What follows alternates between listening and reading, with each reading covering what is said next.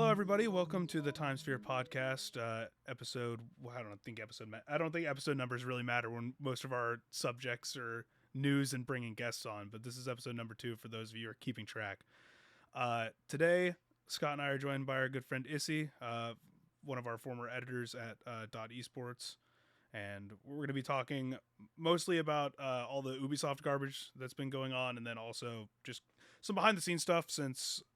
Right now, especially at bigger Don't websites. talk about Skull and Bones like that. Hey, Skull and Bones is not on this list. Skull and Bones is not on this list. That is the one. Well, I say the one. I'm not going to be touching on like every. Well, it's funny. I wouldn't say I'm Skull and Bones' biggest defender, but I've said multiple times, maybe once on this show, that like if they had just marketed it as like, hey, here's a little fun pirate game. It's $30-$40. We've got our big AAA games coming out later. Then I think it would have done a lot better. But instead, because Eves can't help himself, he's like, "Oh, it's $70, quadruple A." It's like, no, it's like, Eve, what are you doing? What are you doing? Stop Get it! Drag him away from the keyboard. Like, stop typing. I have not thought about that game in literally months. No one but Scott has, because Scott is still pilled on coverage. Scott and I, every time that would get delayed, I'd get into Scott's DM and we'd talk about a different pun we could use for the title of the new delay article, because we took turns covering it for like 2.5 years. Yeah, and then I did a lot of guide work for it when it came out, and like there was a little traction at first, just because it's a Ubisoft game, so it's a big open world. There's a lot of things hidden around. You got to go find stuff, and people wanted to build the bigger ships. How to make money, all the things that But anyway, we're not talking about Skull and Bones today. Yeah, no, so we're just talking about everything else that Ubisoft has done wrong. And then we're going to talk about the general review season, because right now is obviously big game drop time. Every week there's at least a couple new big games. You're going to start seeing a lot of reviews and previews and stuff. Previews are actually pretty slow this time of year. Especially since Ubisoft canceled the Assassin's Creed one that was supposed to take place next week, according to people that were going to be going to that. But yeah, so we're going to be talking about like the behind the curtains of game coverage in terms of like release windows, previews, reviews, and then event coverage a little bit at the end there too. But yeah, we can start with the big Ubisoft news. Obviously, Assassin's Creed Shadows was delayed, and not only was it delayed, they also are dropping their like last like 5, 6, 7 years the format they've been using for their releases, with like all the premium stuff, the early access, the DLC being part of the bundle that you buy if you buy like the deluxe edition or pre-order bundles or whatever. There's usually like a mission or two as well, like outside of the expansions that's locked in. You get a bunch of cosmetics. You got like a camel. I remember for like Assassin's Creed Origins, like a camel you could ride around. That was like the premium one. Yeah. So obviously, Assassin's Creed Shadows was supposed to be launching on November 15th. We were supposed to be getting hands-on stuff at Tokyo Game Show. There was going to be probably some form of announcements there. And then, according to multiple press people, that there was going to be a press preview event next week with an embargo for also next week or a couple days after. That would have been the first time a lot of players actually got to play a good chunk of the game ahead of its release, and likely ahead of getting review codes early in October/mid-October. That is no longer the case. It has now been pushed from November 15th to February 14th, the same release date as Avowed. So I'm sure Microsoft is having a very big conversation about if they're going to push Avowed forward a little bit or back a little bit to avoid it. Because, well, this is a very tricky situation that both this game and Avowed are in now. Avowed can move forward a little bit because there's not anything yet huge. The biggest game we have for January right now is, I believe, the new Dynasty Warriors. I don't think we have anything for January huge yet. I think Avowed should go further back. If I'm Avowed, if I'm Microsoft, I am not trying to move this big fantasy game closer to Dragon Age. Okay, well, the issue is if you move it back 2 weeks later, it's Monster Hunter. So not the same audience entirely, but if you move rocking a hard place. And not only is it Monster Hunter, but Monster Hunter is also launching the same day as the new Yakuza game. Oh wow! So it's not. So February is already stacked. Why did February start becoming the stacked month? This was a couple. It was a couple years ago. A couple years ago, it went from because January, February, March used to be the really slow period. I think it was Yeah. Now February is packed. Yeah, so January, February, March, April used to be like the slow period that you could put out. You're like, okay, this game is going to be good, but it's not going to be like the critically acclaimed thing. It's not going to be the huge seller. I think it was God of War. God of War 2018. Because obviously we got Horizon. Because that sounds right. Nintendo is out the window here. Nintendo will drop their games whenever. They don't care. Doesn't matter. They don't look at the release window and think, oh, we can't drop it there and be whatever we want. It was probably Sony. Sony kind of started the trend a little bit. I'd have to go look at the release window, and I was going to do this anyways for a future pod to kind of see where release trends are. It was April. God of War was April. It was 20th. April 20. It was April 20th, and then also Horizon Forbidden West or Horizon Zero Dawn was also in the early. I think that was a February game too. So when it launched in 2017. Yes. So it was. February 20th. Those two are the first, like that window, the Horizon into the God of War time is when things really started picking up in the early part. Because now the slow window is kind of like because May, June, July used to be huge hitters, and now the May, June period is kind of the slow period now because that's when all the announcements happen. So, but those are really the only two slow months that we have in the year now because the early part of the year is picked up. Because the big month historically has been November, right? November's the big heavy hitter. Like, oh, that's when the Call of Duties, the Pokemon, because you want to get the game out before holidays, and so parents can start buying it early, and that's how the just look at the Horizon used to view the market. It's like Lego Horizon. Lego Horizon's dropping November 14th because guess what? They want that out right before Black Friday because parents will be like, oh, Lego game, that'll be fun for the kids.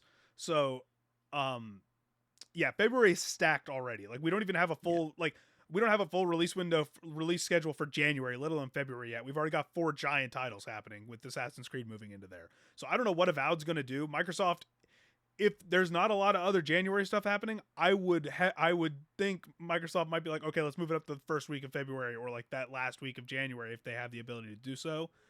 Because getting closer to Dragon Age, not that big of a deal compared to potentially losing out on all your traction for the entire month you release in. When Dragon Age at that point have already been out for like 3 months, even though the holiday season's right there.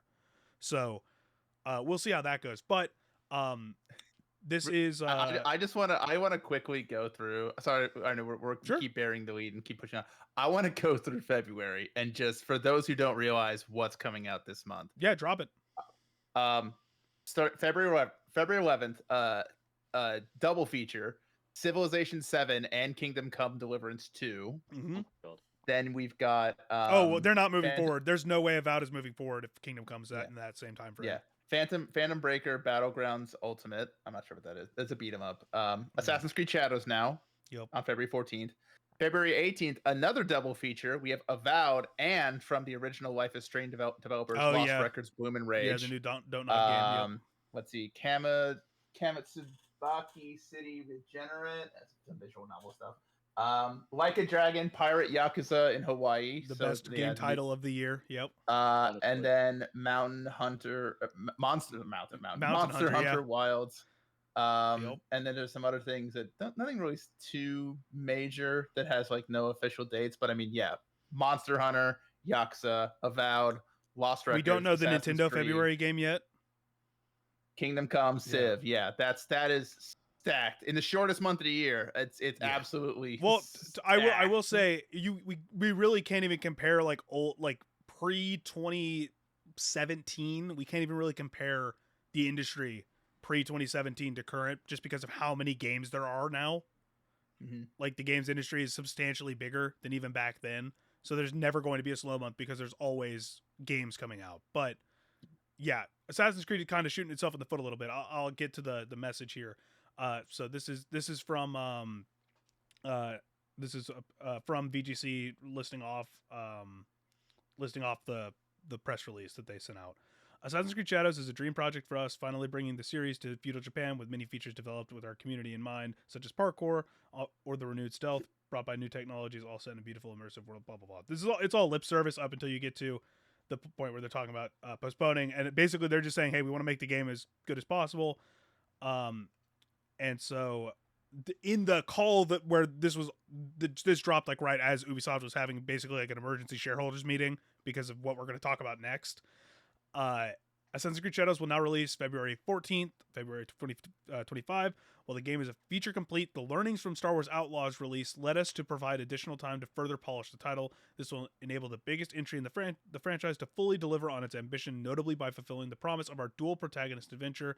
I don't know how to pronounce the character. Is it Naue? I don't know how to pronounce that name, but yeah, Naue. Now, yeah, I haven't seen any. I didn't watch any preview coverage for this game.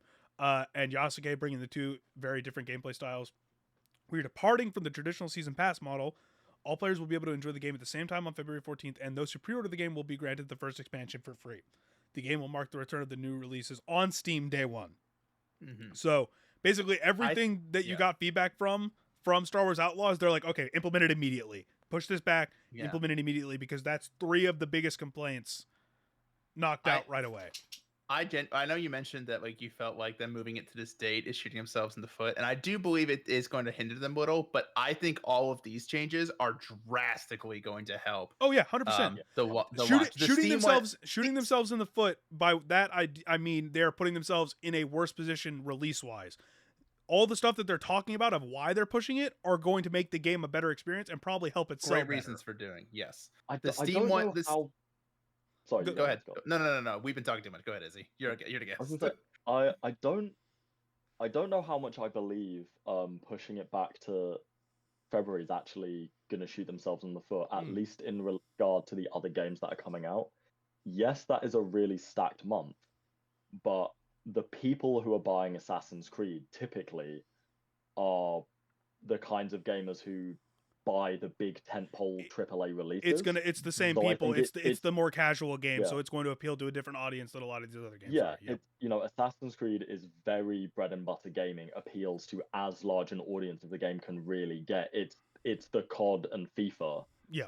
Of this genre, action adventure, open world action RPG. Yeah. Exactly. Like I think Dragon Age, as much as I hear games journalists talk about it, I barely ever hear any of my friends talk about Dragon Age. Whereas my mum knows what Assassin's Creed is. Like, everybody knows what Assassin's Creed is. It's got such a prestige behind it. And I think Ubisoft is finally realizing that the jank that a lot of people have kind of just accepted comes with their games really isn't being accepted anymore, because, it's not fair to players to sell early access to a game like with Star Wars. I'm pretty sure this happened with Star Wars Outlaws. They sold early access to it, and then all the progress had to be wiped for an update. Yeah, like you can't charge a premium for that anymore. That's ridiculous.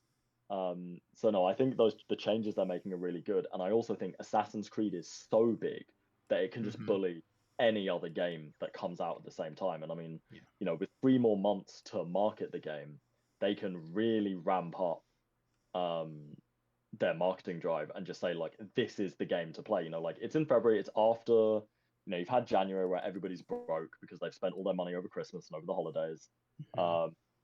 Now they finally got some money again, and it's like, okay, what's the first thing you're going to buy? You're going to buy Assassin's Creed Shadows, because as great as I think games like Dragon Age and Avowed will be, they're just, what are they compared to Dragon Age? Like Kingdom Come Deliverance 2. A lot of people are going to play it. Same with Civ 7. A lot of people will play it, but the people who are no-lifing Civ 7 are not the same players who are going to be wanting to get Assassin's Creed Shadows day one, and they never. Those have never been the same audience. So, yes, it is a big release period. I don't think it's going to harm Assassin's Creed Shadows more than releasing now, closer to things like Call of Duty, and releasing in a bad state would have. So I think it's a really smart move, and I think it's good. I think Ubisoft seems to finally be learning the lesson. This is going to play into the next part of the news here, because this was an emergency shareholders meeting for a reason. Like, this was an emergency response to everything that's happened over the last 3 months. I will say, the one negative about this is, now that Assassin's Creed Shadows, and Scott and I talked about this in the live react we did, man, this is gonna empower so many bigots. Yeah, it already has. It already has. Like the response to this is, I know that doesn't mean a lot to like obviously the business, but there is an issue with that, and I went and pulled it up while you were speaking, Issy. This is Totillo talking about posting comments from the live call from Yves Gamont regarding the polarized comments around Ubisoft in general, including this. I want to reaffirm that we are an entertainment first company creating games for the broadest possible audience, and our goal is not to push any specific agenda. We remain committed to creating games that everyone can enjoy. So not only is this backtracking on the comments they made back when the initial backlash to Yasuke and like all that stuff reached like its peak a couple months ago, but this is also basically being like, okay, cool, we're giving an easy in for all these people that have been absolutely ridiculous online talking about DEI and all these other things to complain and latch onto. And Paul Tassi said it best, where he's like, it is an embarrassment. Ubisoft is admitting they're actually rattled by the culture war stuff over both Outlaws and Shadows. Outlaws could have starred a guy who looks like Han Solo, and Shadows could have starred a guy that looks like Jin Sakai, and I do not think it would meaningfully change the fortunes of either of those games. But the outlying narrative around this now, for those people that will not shut up, leading into the Ghost of Yotai coming out next year and all these other things that they're just going to continue cycling to the next thing, and even if it's a good game, is just that this is making it worse and giving any ground to them at all, even if it's true from a business perspective. And I understand why Yves had to say this, because the company's in such a dire strait right now. Yeah. But this is absolute garbage. I wish that Yves hadn't addressed it as well. I feel like, don't give the, don't feed the trolls after midnight, or whatever whatever saying is. I don't think it's really going to be that impactful. I don't think it's the worst thing in the world, because you have to remember these people will complain about literally anything and just make stuff up to fit their narrative, and just like even if so, we all know, and anyone with who follows games as a whole know why Ubisoft is doing this, because they want to release the game in a better state. They want to kind of avoid these live service trends that have kind of not helped their most recent releases, Star Wars Outlaws being one of them. They want to, they're not trying to limit themselves by just keeping the game on Steam. I mean, even think of like the Steam thing is so huge. Like think of like Alan Wake 2, a beloved, a widely critically acclaimed game, a game that is like saved Remedy for all, like from what we've heard from Sam Lake, is like, years ago he was begging people just to try and get like the first Alan Wake across the line. Even that game didn't like make all their money back. Now they said this is fine and that they expected this, but it didn't make all its money back from development because it stayed on the Epic Game Store. So like a huge portion of the PC player base didn't get to play it. Like just putting it on Steam is so huge, and I think that's also what we'll talk about that more. We'll talk about how that hurts Star Wars Outlaws. But we know the reasons why Ubisoft is doing what they're doing. They want to make it a more polished product. They want to get into as many hands as they can, and they want to sort of like lower as many barriers of entry as they can. We all know this is true, and even though we all know this, these loser grifters are still going to lie and make up whatever they want that'll fit their narrative. So I mean, like it's almost like, I agree. I know why you've said it, to like, because like the company needs, like, he needs to say something about it. Actually, I take that back. He didn't need to say anything about it. I think just let them play in their gross roach infested pond, and just let them just. The best thing you can do to get rid of people like that is just to ignore them. I know, like that's like the lame thing parents tell their kids when you have a bully, but like that's like if someone's directly like picking on you and attacking you, you fight back. But if they're just screaming at no one and making stuff up and just like crying about nothing, look away. They're just children who want attention. That's why children throw tantrums. They want attention. Like that's why my dog bites the couch. She wants attention. That's well, just look at go ahead, Issy. I think if Ubisoft needed to say anything, and I don't really think it did, I think the only thing it should have ever said was much earlier, rather than going like, oh yeah, you know what, you're right, Yasuke maybe didn't exist as much as we think he did, ha ha ha. They should have just said, this is not our first rodeo. We make historical based games all the time. these games aren't historical fact, but they're based in historical fact. And we're here to create an entertaining piece of history for you. So we embellish some stuff, of course we do, and we fill in some gaps and some blanks. But at the end of the day, this all comes from reasonable source material. Yasuke was a real samurai, and we're running with it. We're fleshing out his story, we're filling in the gaps, and that's all they had to say. Just like, rather than pretending like, oh, maybe both sides are right, maybe he wasn't. Like, it's just such nonsense. So many, and I think, if this had, if it hadn't have been Yasuke, if it had have just been, any other Japanese samurai, then I think we still would have had complaints of, oh, well, why is it a dual protagonist? Why can't we choose our protagonist? Why do we have to play as the man and the woman? What if I just want to play as the man? Like, it would have been that argument anyway.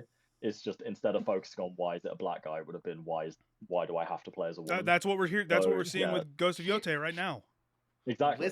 Listen, you fucking little cretins online. Like, the games do not always exist for just you to insert yourself into and be the main character. Sometimes developers want to tell a story about a character that they care about. It's not always about you. Like, get this through your thick little skull. This reminds me a lot of when there was a little bit of discourse around Cyberpunk and all the different endings, and how there's really no definitive, like, happy, good, perfect ending in Cyberpunk. There's always like a little bit of like, oh, you did this, but you still have this bothering you, or like this is like a sad ending. And this really got exacerbated when Phantom Liberty came out, and they introduced a new game ending that a lot of people didn't really like, and I didn't really like either. But thematically, how it fit with the character V made a little bit of sense as the potential outcome, even if, like, I personally didn't like it, and that's not what I personally would do. But you're portraying a character. Like, this isn't Cyberpunk starring you. This is Cyberpunk starring the character V. And I think that's something a lot of people need to get. This isn't there's no Assassin's Creed game where you play like a generic, like, everyone has like an interesting backstory and traits. It's all characters. This isn't even the first time. It's all characters. If you took this isn't even the first time an Assassin's Creed has had a female lead or anything. So if you took those Assassin's Creed games and put them releasing now, it'd be the same issues. It's not a game issue. It's just the people that are now have a voice because of social media and the state of what Twitter's become and the state of all this other things. Because those people only exist in like 3 places that matter. They exist on Twitter, which is just a cesspool to begin with, and like a bunch of the numbers and stuff that have come out recently are insane about like the number of accounts that have been taken action against compared to before Musk bought it. YouTube, because YouTube does not protect anybody on that platform, despite being in people's comments on Twitter and other places being like, oh, we'll look into this and stuff. No, you won't. You're never going to do that. You're just going to keep peddling the same garbage to the people that come to your website consistently. And then on sites that no one goes to because they're specifically like right-winged or like think piece spaces for people that no one wants to hear their thoughts, because the thoughts end up getting them kicked out of friend groups. So we're at this point. I mean, like like I just said, Issy, it's the same. It's what you said is now applying to Ghost of Yotei, because people are like, oh, the Asmund Gold clip, because that dude is always the central point of every. Like, every time I see him, I lose brain cells. Like, and you know what makes me the most mad about this? I don't really believe that he believes what he's saying. He doesn't. He's just doing it to get a rise out of people, and that's just all he ever. That's all he has ever been, and it's gotten him to the point that he is at now. Notice every time he like goes to have some like what he thinks is like, oh, an incendiary take, was really just some dumbass opinion. He's always looking directly at his chat when he says it. There's a reason he's doing it. It's not because he cares about it. It's not because he cares about the people watching. It's he wants them to be angry, because people will watch his clips. They'll tune into his streams. They'll think he's an about him on Twitter. Like, it's very funny. The fact that he thinks he's an intellectual in some of these takes is the funniest part of it to me. But the reason I say that is because the clip that's going around of him being like, so do I have to play as the girl? And Alyssa Mercante had the best response to that, where it's like, he says that in the same cadence of, I have to wear deodorant. That was my favorite response to it that I saw. But yeah, the Alyssa always cooks. That it's the same kind of response, because Erika Ishii, the gender fluid actress that is playing the character, she's preemptively gone and blocked a bunch of these idiots, and now they're treating it as like this, like they're she blocked me, or they blocked me, I'm gonna go woke, go broke, or whatever. I'm like, she blocked you because she knows what your take's gonna be, and no one wants to hear that. I'm going to enjoy the hell out of this game more for that fact, because I don't have to engage with these people. For me, like, when people immediately started like coming after Erika, and I knew they would, like, for me, I turned to Will Smith. I was like, keep their name out your fucking mouth. But also, like, it's so funny how someone being like, oh, like, they're doing this, they're blocking potential fans. This won't be good for the game. You are so unimportant in the grand scheme of gaming. Do you really think that them blocking your, like, first of all, there's not like, you probably already said something shitty in the past, and that's why you're blocked. Access to these people is not a right. Privilege. It is a privilege to have access to these people on these social platforms. That's why you are not guaranteed a response. You are not guaranteed interaction. X is still a poorly run company, but it's still a private company, which means you're not guaranteed. You do not have the right to view anyone's page. You know how Musk has been saying he's going to get rid of the block feature, which he said multiple times before. Yeah. I have to go fact check this, but I'm pretty sure Google Play and the Apple App Store make you have to, on social features, make you have to have a block feature. Yeah. To function on the app stores. He's shown that rules or basic principles will not stop him from making bad decisions. That's true. He loves being in litigation. He loves being in litigation. Anyways, let's move on to the next part of this story, which does dive into why those comments were said by Yves. Hey, Ubisoft share price has dropped to the lowest point in nearly 11 years. This is on top of being at the lowest point in 10 years, a couple back around the launch of Outlaws, just because of the early middling reviews and all these like the responses to it. As of VGC writing this article that I'm pulling from, the share price had dropped as low as I think it's €9, 19 like whatever the equivalent of this is. Like the last time it was this low was in November 2013, when it briefly dropped to briefly dropped to a little bit above that, before climbing to the high of €102 in July 2018, that it has slowly been declining from since. So like the reason they called this shareholders meeting is because it was already at a drastic point around the Outlaws launch. The Outlaws launch didn't help, and then now we're here where they're delaying their big blockbuster game into another fiscal quarter to sure things up. So that's why this has happened. I'm not going to read any of the comments that he's made about this, because it just rehashes what he's already said, or some of the stuff about the delay. But yeah, like, this is the reason why. And now Reuters reported earlier today that there's a 10% of an activist investor on Ubisoft board said 10% of shareholders have already agreed that the company needs to be sold to a third party.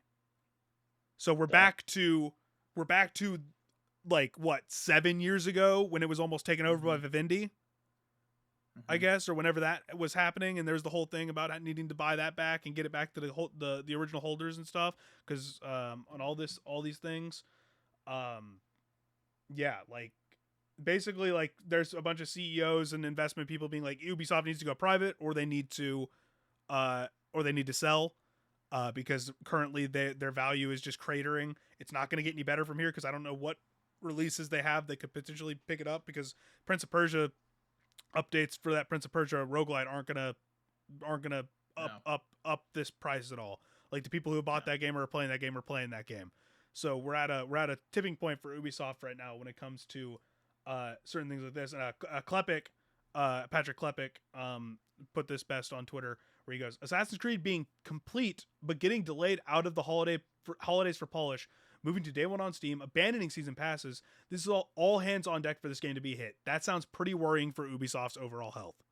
This is like, if Shadows is not a hit, like, and I mean like I don't know, because I know Rogue didn't, the last one, or Mirage didn't sell well compared to like what they wanted it to.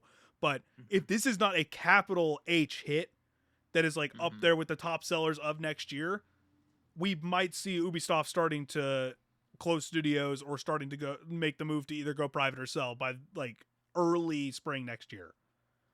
Yeah, just based on this stuff. I think they're doing, like we talked about earlier, I think they're doing all the right things with this move. I think this does. I agree with Patrick. This is like, okay, we are pulling out every stop we can for this to be a banger. We're putting it on Steam. We're making sure it is like as polished as can be. We're ditching some of the so what was it? So right now, if you pre-order it, you get the first expansion free. They're ditching, what was like the seasonal content gonna be like, or was it like it's like I don't know what the specifics are, but it did include an expansion. Okay. So the first expansion was in that seasonal content that is now going to be included for free with your purchase of the game. Yeah, Look, I have high hopes for this game. I mean, I know when you and Xavier did our like future games draft, I did pick up this one, and I think now it's going to have more polish. I think that might bump up the score a little. I think, but you know, as Eve said, I'm looking at the VGC articles. Eve said, you know, as happy as we are with the critic score for Star Wars Outlaws, what we care about is the player score. And it wasn't very high for Outlaws. I think a lot of that was a bit skewed by, you know, the dumbass, anti-woke grifter fans who just give it a 0, and haven't actually played it.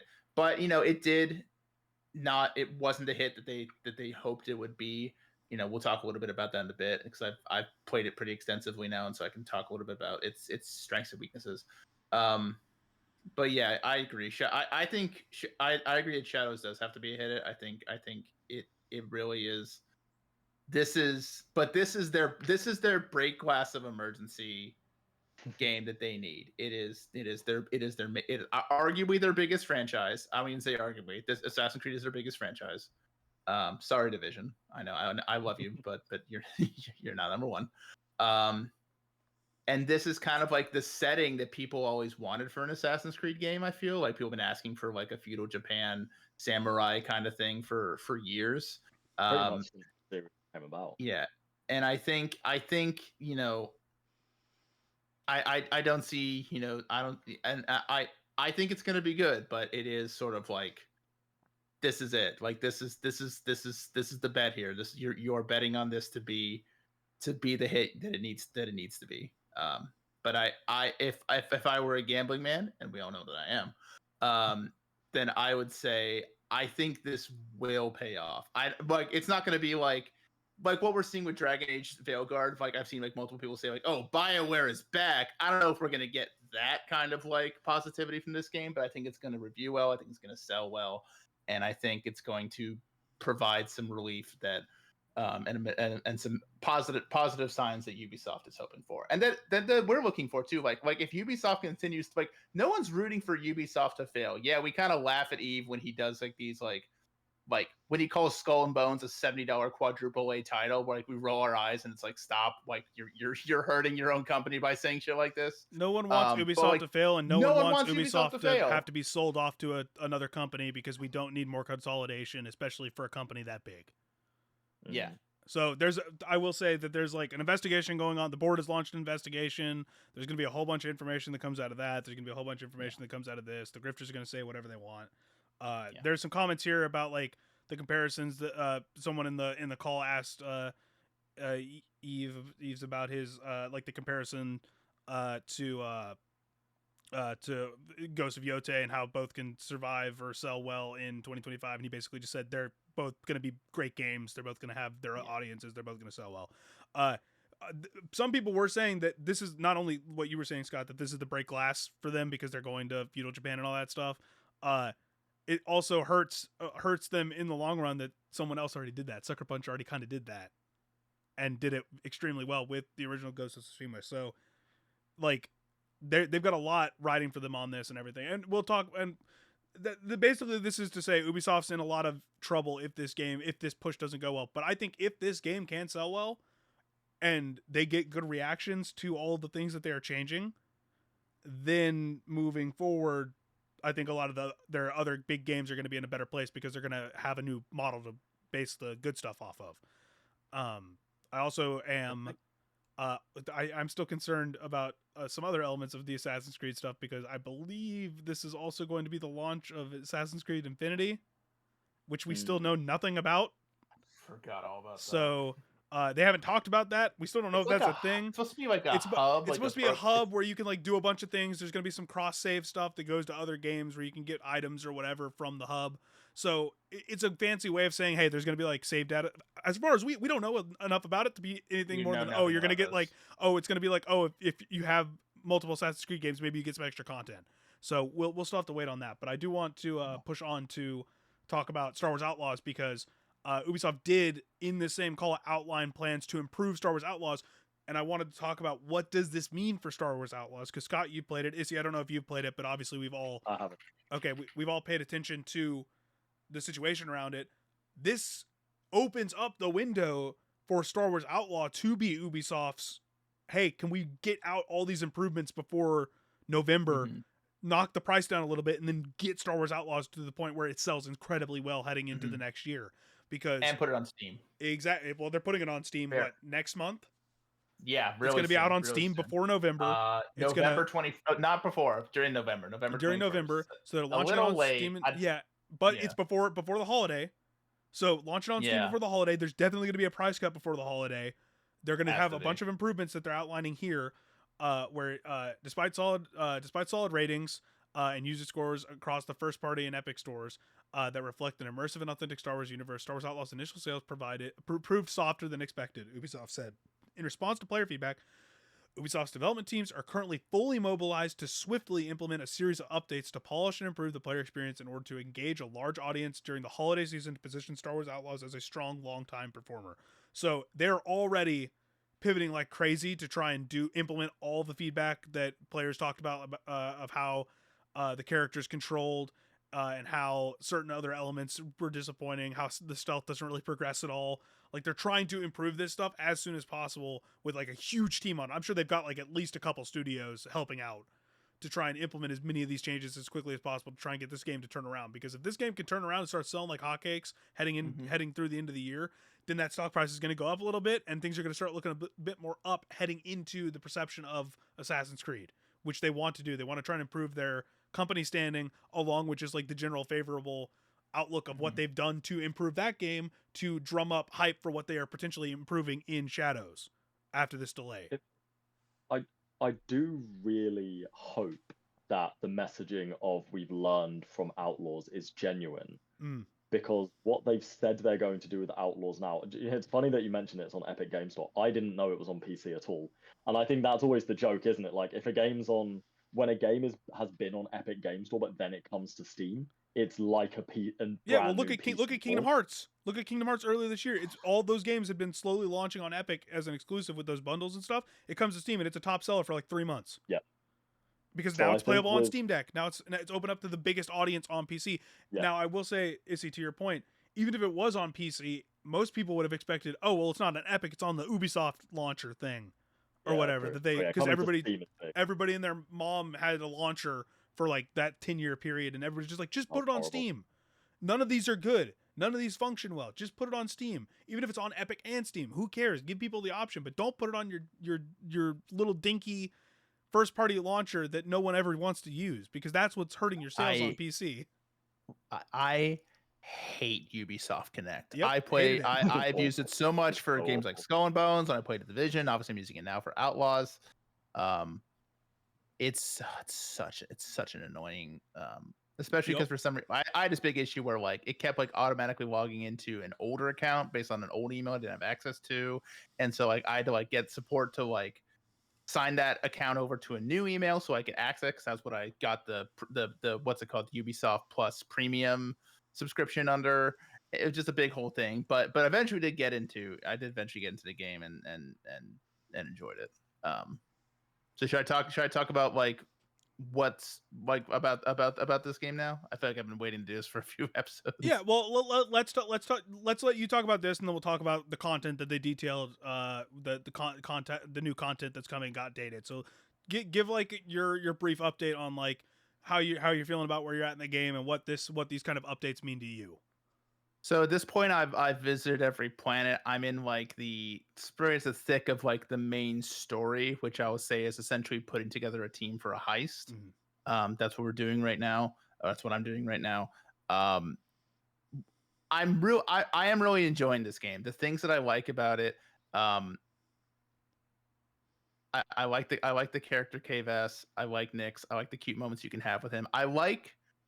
So it is a game that's very reliant on stealth. And stealth never really the stealth really never gets that much harder.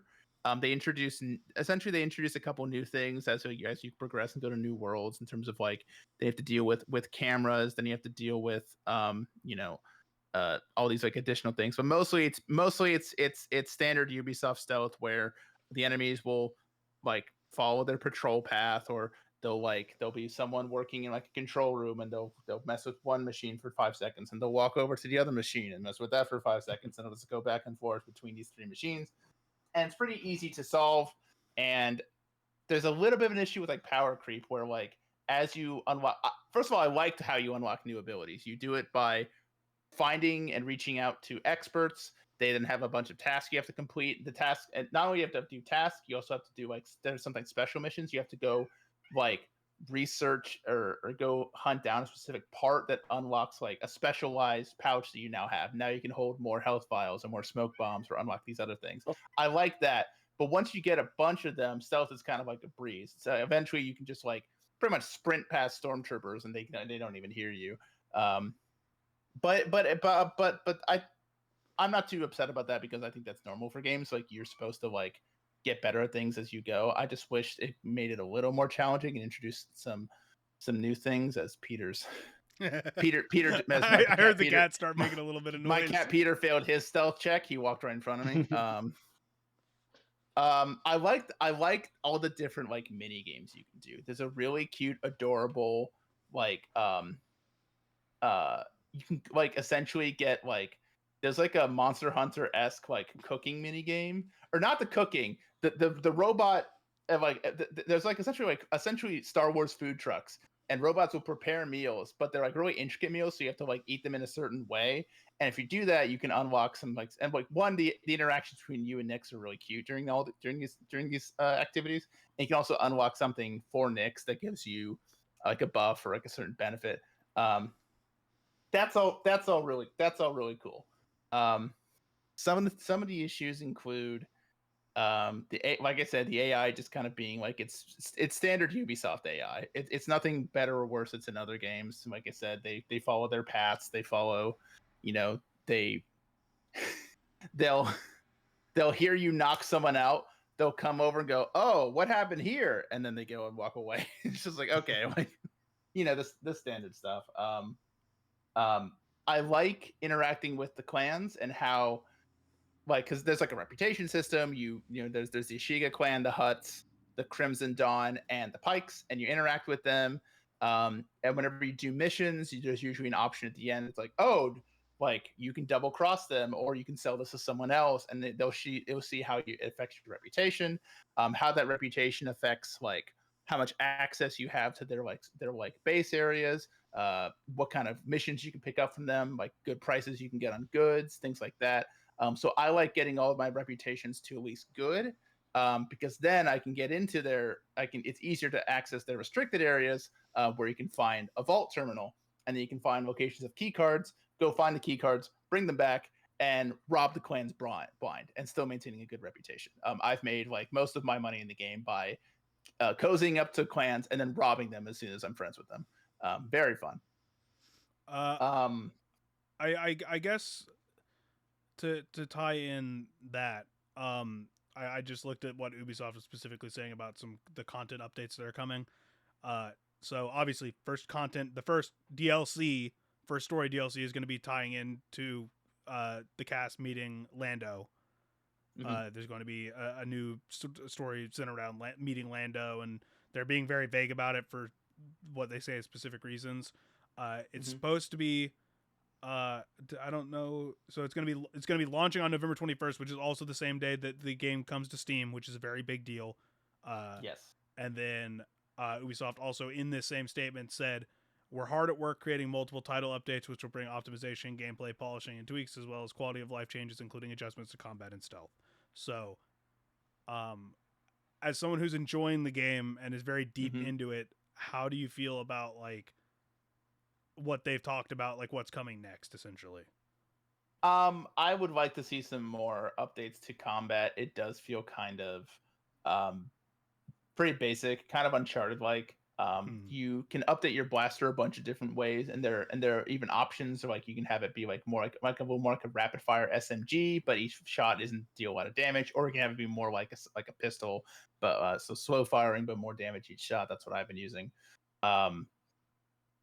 The combat is simple because they really want you to do stealth more than anything, which is why like as you get further and further in the game, you're sneaking into like tougher areas. Like the punishment in terms of being caught is much more severe. Like there's more guys that come, they're tougher guys, and that's just sort of like how they elevate the stakes through there.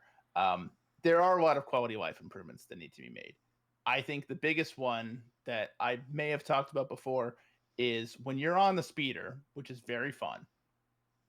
There are times where you'll just drive into enemy territory and people will immediately start chasing you. You can only fire any sort of weapon on the speeder if you do like the Red Dead slow-mo. Yeah, I've heard like, this is a major complaint. Yeah. And it is a major complaint because it's so baffling that they thought, oh yeah, this won't be a problem. It's like, so you only once your meter, you can also only activate this slow mobility once the meter's completely full. And it's kind of confusing. It's not really explained clearly how to fill up the meter quickly while you're riding the speeder. I think it's just like sharp turns or like being shot at fills up the meter, which is like, it's just a little strange. In terms of other quality of life improvements, nothing's really sticking out in terms of like big red flags. That was really the biggest one. I think the issue is like the contracts you get, like they're essentially just repeatable missions, and there's really nothing sexy about them at all. They're just sort of like go here and steal a thing, or go here and like go fly to this, like go into the orbit around the planet and go either chase these pirates or go find this like abandoned loot somewhere, and that's it. So maybe something that maybe like brightens those up a little, makes them a little bit more interesting. One thing I do have to praise the game for is it's how rewarding exploration and finding secrets is. Like with other Assassin's Creed games, like you'll like as you're walking by somewhere, you hear like a little coin, like a coin flip chime, like a little sound cue, and then a little exclamation, a little question mark pops up, and you can follow it. You can go listen in the conversations. You can go find a data pad that gives you some information, and there are all these, and it's really cool ways to either discover side quests. One of my favorite is I've used this several times, and it's given me gambling tips. And so it'll be like, the next, like it'll be like a conversation between someone. It's like, oh, we've rigged it so like the horse with that's the lightest, that has like the least the lightest weight, that's gonna win the next race. And so I would immediately drop whatever I'm doing, run to the cantina, go like put as much money as I can on the lightest horse. That's and so cool. Those little things are fun. Like so the natural discovery of things is it's very Ubisoft, but it's very good. It's one of their major strengths that they've done with Assassin's Creed games for years at this point, since they went to more open world RPG style of games with Origins and Odyssey. Yeah, I am.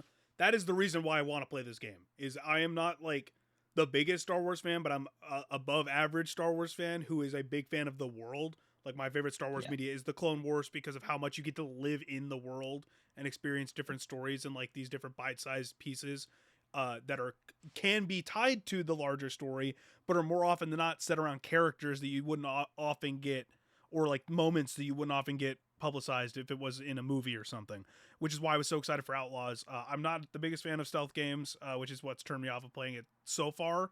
Especially now that I know improvements are coming, I'm going to wait and hopefully the game will just get better by the time I get around to actually getting it. Mm-hmm. But everything you just said is like why I want to, and like everything you like in that last part is why I want to play the game, is because it sounds like they did a really good job of making the world feel lived in, something you want to explore, something you want to interact with, which is exactly what I want out of this kind of Star Wars game. Yeah. From what I've seen from go ahead. No, go ahead. I think what you just said, Kel, there about now that you've heard they're going to make the game better, you want to wait to get it. Mm-hmm. That's the lesson that I'm hoping Ubisoft has really taken to heart in what it's doing with Assassin's Creed Shadows, where, you know, because we're all games journalists, all freelance at the moment.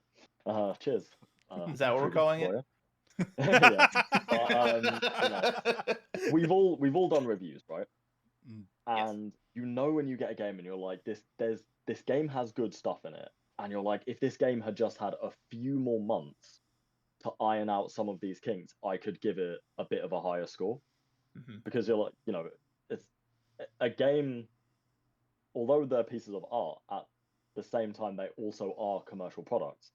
And if I were to watch a film and every now and again it stuttered, or, you know, if it froze for a few frames or something like that, I'd be like, weird film. Like, you don't get those same kinds of technical issues in books and films as you do in games. So naturally, like, that review process is different. But when a game comes out and everyone's saying like, oh yeah, it's pretty good, it will be better in a few months, you obviously think, well, you know, I've got a billion games in my backlog already. I'm going to play those. I'll wait for this game to get a little bit cheaper, a little bit better, then I'll buy it. That's a big part of the reason, I think, why this game probably didn't sell as well as Ubisoft wanted. And clearly they've taken that on board. You know, if they now reposition this as the big holiday game, you know, with a new marketing push for it coming to Steam, and so, like, you know, yeah, like maybe knock a few quid off it across the other platforms it's on, and showcase like the new and improved Star Wars Outlaws, then it gets a few months to, you know, drive up sales. Really shine, yeah. And then they give Shadows that time, the same time that Outlaws is having now, but rather than it already being out, they give it that time behind closed doors. And then when Shadows comes out, you know, the hype around Outlaws has died down, people have finished it, now they're looking for their next Ubisoft open world game. And look, all the reviews are saying, yeah, this game's good, and it's mostly bug-free. You know, no game's ever 100% bug-free. Yeah. But if we as critics can get in front of that game and say like, yeah, this is just a really good game, and it's not a buggy mess, you just buy it now. Like, if you want it, just buy it now. That's going to help their sale so much more than this would. Dragging it out, making developers crunch and have to work overtime and like do it while the game is live. Just do it while the game's offline. And yeah, so I really, really hope that this is a new direction for Ubisoft, where they let a game be feature complete and they don't just shove it out the door, give critics like 4 days to review it. They're like, no, we're going to give it the time it needs. Now the game's ready. Now the game's, you know, as bug-free as we can reasonably get it. Now is the time for critics. Now it's the time for players. I think that would just be so much better. And it stops people doing exactly what you're doing, which is a valid thing for any consumer to do. Like, that's what I want to touch on. Great product. Yeah, that's what I want to touch on here, and it also ties perfectly into our little between topic here. There's two subsects of games. There's big games by big companies / like established developers or people that have funding, and then there's indie games. I want to touch on what you just said in reverse. You are completely valid to wait on these giant AAA products because you don't need to pre-order. You don't need to do all these things because these companies are operating at a scale that you don't need to support them early on for them to succeed. Sure, it helps their numbers, and if you really want a series to succeed, then yeah, you should pre-order or you should do it because it helps them market it better or talk to shareholders better and all these other things. But you can wait, like I'm doing for Outlaws, until it's, because it was a $70 game. It's probably going to be a $55 game in November when it launches on Steam, and I can buy it with all the improvements and the first content drop for the DLC for a character I really like in Star Wars on PS5 for like $55, and I'm going to have a great time with it or whatever if I want to buy it then. So that's your one option. On the flip side, do not do that for an indie game. Indie games, if you like the look of an indie, just buy it. every I've talked to a lot of indie developers over the last couple months for a project I'm working on, or an article I'm working on, and it is like so important that you, even if the game is a little buggy, or even if there's some issues or something, if you want an indie game to succeed, if you like the idea, if you like the team, if you like the concept, that you buy it early and you give it a review, or you show that you played it in some way, because they don't have that same opportunity to, okay, well, in 3 months we're going to be able to drop a big update, because they operate on much thinner margins. Yeah, their margins are so thin that if you don't buy the game because you hear there's like one bug, then maybe they don't have enough money to make it to that 3-month period where they can then reinvest the time and money to make another patch. So that's the operating at the different scales and all this kind of stuff. But to move on to our little side topic here, there's also the third category here of, okay, well, if you are looking at your backlog and you're like, okay, there's these games that I want to play. A bunch of games that you either missed because you didn't have the consoles, or they just missed you completely in the release window before you started playing that kind of game, whatever. We're in a period now where everything's getting a remaster. Everything doesn't even have to be out for like more than 4 years for something to get a remaster or a re-release or something. We just obviously at the State of Play got the announcement of Horizon Zero Dawn Remastered, which is, some people are overblowing it a little bit because that game is 7 years old. Like, it's not like it came out 4 years ago. It's not like it is Horizon Forbidden West, and it's not like they're doing a full-on remake. They're remastering it with in basically new footage, new mocap footage, some improvements and stuff, and then also with the fidelity of Forbidden West. So I wanted to pose to both of you, what game would you want remastered if you could basically just go to any company and greenlight the project? But the caveat is, you're not allowed to bring back the original team. So if that team is no longer, like the creator, the people that made that game are no longer at that studio, it is still being made by that publisher, by that developer in its current form, if they even exist. If not, then it's kind of a moot point. You can just do whatever you want. But we just got that announcement. We obviously just got the deluxe remaster of Dead Rising, which is getting really good, really solid reviews for everything that it did to bring that game to a modern setting. So I wanted to ask both of you, what would be your one that if you could just go in and greenlight the project, what game would you choose? Issy, you're free to start if you want, or you can throw it at Scott. I think this is going to be a controversial one, but I think the point of a remaster should not necessarily be to just bring a great game to a new platform, like, with The Last of Us constantly being re-released. You could already play it on PS4 and PS5 fine. Didn't need a brand new PS5 remaster. I'm gonna pick Haze. Okay. The 2008 Free Radical shooter. If you remember the cover, I've actually got a tattoo of the cover. That's awesome. But I remember seeing this. Yeah, there we go. So, the plot of Haze is you play... It's actually... Black Mirror essentially took the plot of Haze and turned it into an episode. You play as a soldier in a private military company, and you are fed this drug called Nectar. It's basically a hallucinogenic stimulant, makes you fight better, harder, but also makes you hallucinate. So quite early on in the game, it's revealed that you're not actually shooting... Like, you're not killing armed rebel groups, you're just doing, like, ethnic cleansing and just killing innocent, unarmed civilians, right? Now, do I think Haze was a good game? No, I do not. It looked like shit. It ran like shit. It wasn't good. But I think the plot is really, really interesting. And the mechanic at the beginning of the game where you were that soldier and you had the nectar was a cool gimmick, like being able to inject yourself with this stuff at risk of flying into like a frenzy and accidentally shooting your own troops. There was like quite an interesting system at play there. It's like, do you want the increased aggression and do you want to be better at the game in terms of in the combat and the killing at the expense of maybe killing your own teammates? Now, Free Radical Design ended up being bought out by Embracer. So some of the studios that, Free Radical Design doesn't exist anymore, got brought back and then shut down again. But the studios that do exist that I think I'd like to see take a crack at it Dambuster Studios, who did Homefront: The Revolution, another game that I don't think is that great. Oh no, I love that game. I really enjoyed Homefront: The Revolution. When I was looking at remaster potential games, I was looking at the Homefront games. I was like, I really like these games. So yeah, I think doing a similar thing to what they did with Homefront: The Revolution would be cool, because in Haze you do actually end up joining the rebels and fighting against the PMC. So they've already done Homefront: The Revolution. I think give them a little bit more funding, give them a little bit more time, maybe give them a bit more like expertise to really flesh a game like that out. I think that would be cool.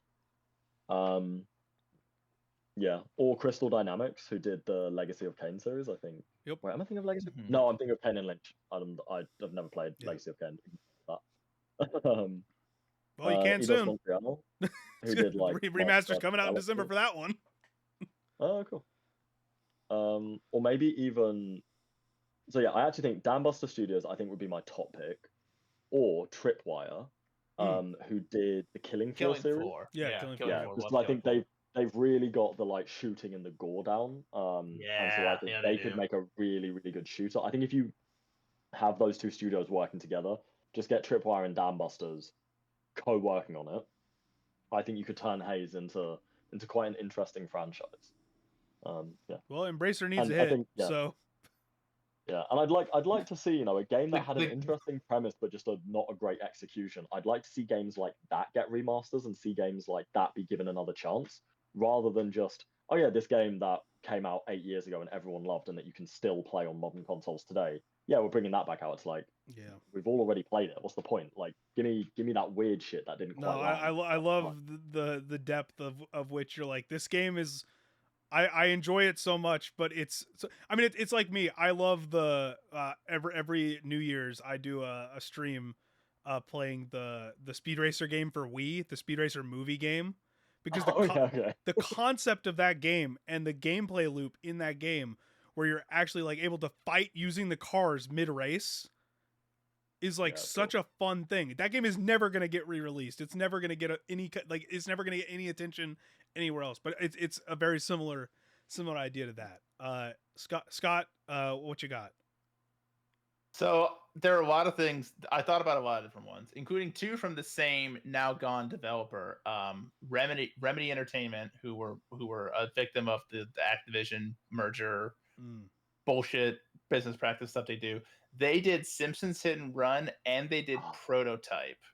Two games that are both really good. I think Prototype especially would really shine with the remaster. For those who didn't play it, you're essentially you're pretty much like it's the classic like you're a guy with amnesia storyline, but you also have like this kind of Venom like symbiote like special powers that evolve as the game goes on. There's like a virus spreading around. There's also a bunch of like Black Ops stuff you gotta like investigate. There's like a paramilitary group that's also like covering things up that you're trying to figure out what happened to you, how this virus come about. It's this big mystery. And like there are all these really like you get like these different like I'm trying to think of other games like this where it's like you have like powers, you can kind of like adjust it into different things. Like you can have like a giant sword, you can have like a giant fist, like weighing all these different things. And it's really cool. And Simpsons Hit and Run, it's just a really fun love letter to The Simpsons, chock full of like references and pretty fun driving and mechanics, things like that. But what I really thought about the franchises I care about the most. First thing I thought of was immediately was Knights of the Republic, but we are supposedly still going to get a remake of that. So not a remaster, but a remake. And so then I thought of another game that probably shouldn't get a remaster, but probably should get more of a remake. Because I think the concept was there. I think it would have a much bigger and better audience now, and with sort of the changes in technology would do a lot better today and would fix a lot of the issues that it had when it first launched. And that is Lord of the Rings Conquest from Pandemic Studios, the sort of multiplayer, not really a shooter. It was more melee focused, but the Pandemic made the original Battlefront games, which are like some of the most beloved, like Star Wars games, one of the most beloved, like class-based shooters, until the Classic Collection that released earlier this year kind of soured a lot of people on that. But everyone was super high on Battlefront. They said, okay, we're doing Lord of the Rings, we're doing Conquest. There's a lot of really fun things about this game, especially I love games that have like alternative like story campaigns. There's an evil campaign where you like essentially at the end of the films you take the ring back from Frodo as Sauron, and then you kind of like run through Middle Earth, like reclaiming all of it for the forces of evil. Like you can have a Balrog and you're like rampaging through the Shire, just like slamming hobbits out of the way. It's awesome. But there are a lot of issues with this game. The melee combat was not fun. It was just sort of like essentially just big clusterfucks, and not like fun ones like Dynasty Warriors or Kingdom Come or Chivalry, like these like big like melee fighting games with lots of people around and lots of people just hit around. It wasn't fun. Class balance was a huge issue. Very laggy. Like the multiplayer did not run very well. I think today, if this was remade, so sadly, Pandemic no longer with us, but this was published by EA. So you can always throw this over to DICE if it's like, hey, take a break from Battlefield, do something fun. I think who else? Really, DICE is the only like EA developer I think could do this. BioWare, I don't really think this like a multiplayer, like big multiplayer title like this. They already tried that. Yeah, they did. So we can forget about that. But I would love to see this game come back. And like because like because like when I think of like Lord of the Rings games and melee combat, I think about like Shadow of Mordor, Shadow of War, games I absolutely love.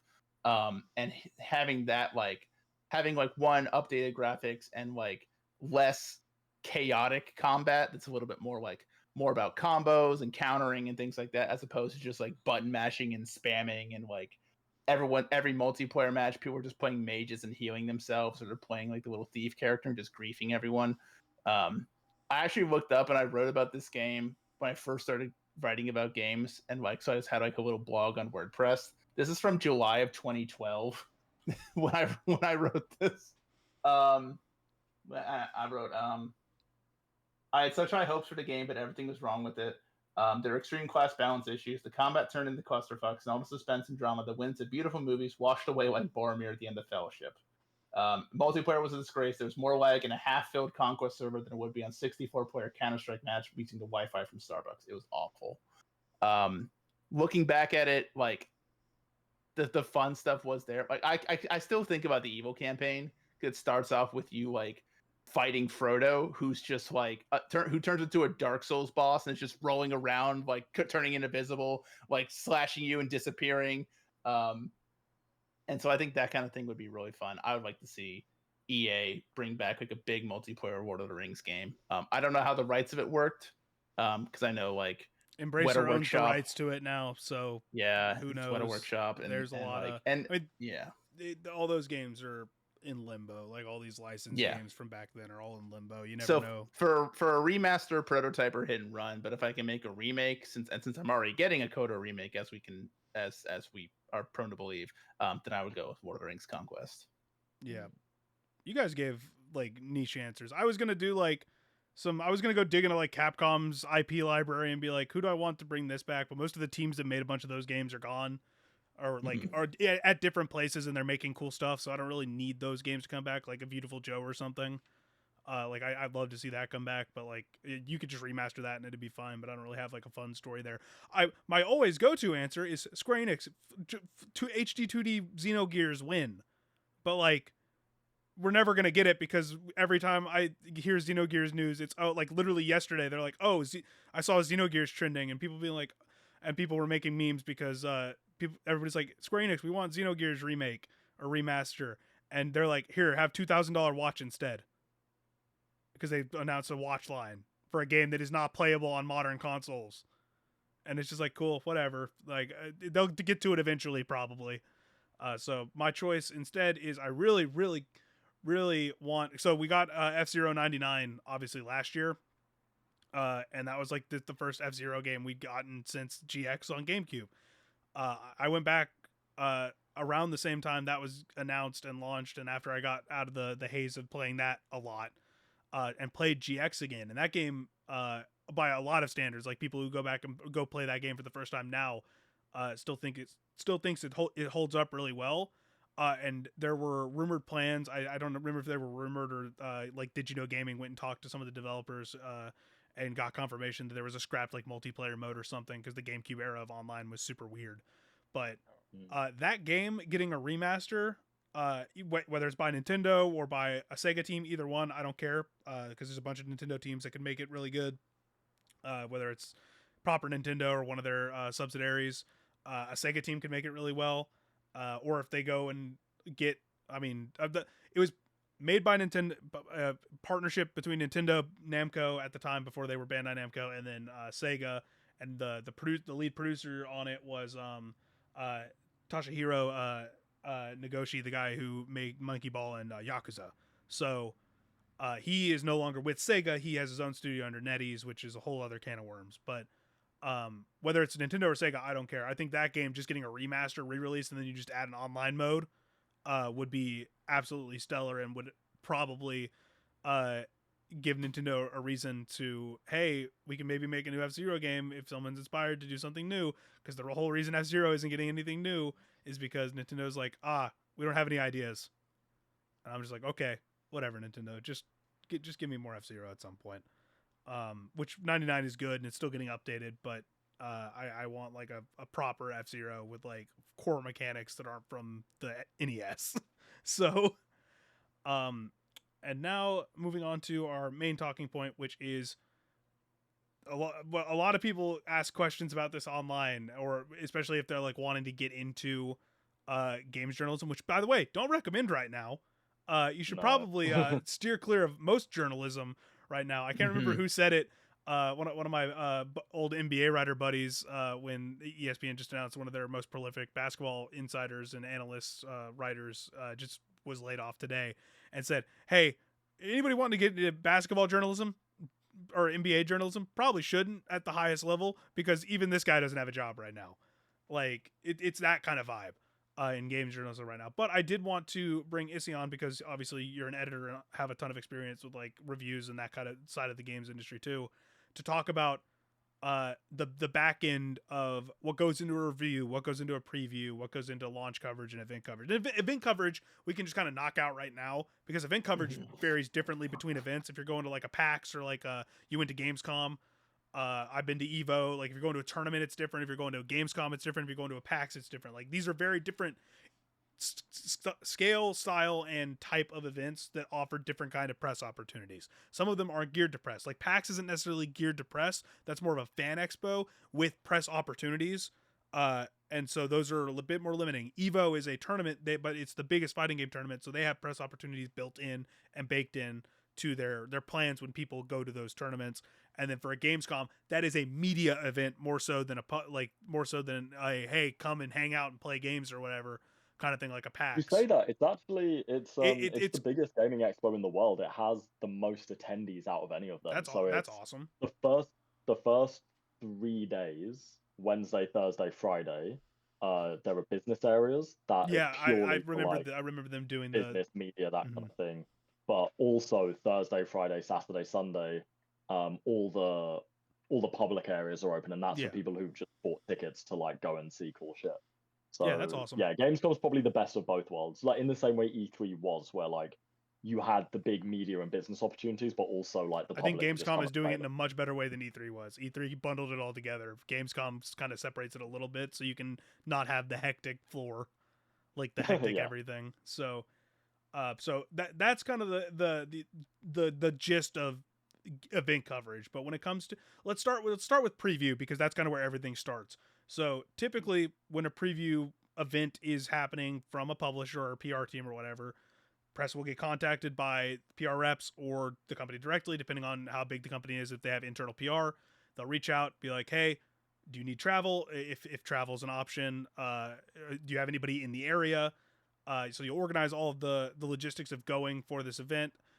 Again, depending on the company, it could just be, hey, we have a room in like this place that is going to, and this is if you're going to a thing. A lot of companies will just be like, hey, we're gonna send out like preview codes or whatever for like through like this service that you can download an app for and you can play the game. I know Shadow's the big one that a lot of people use, where it's like, download this app, we'll send you a code, you get like a early access preview build of the game that you can play through for 3 hours, and then we'll revoke access, and then you can write up based on that.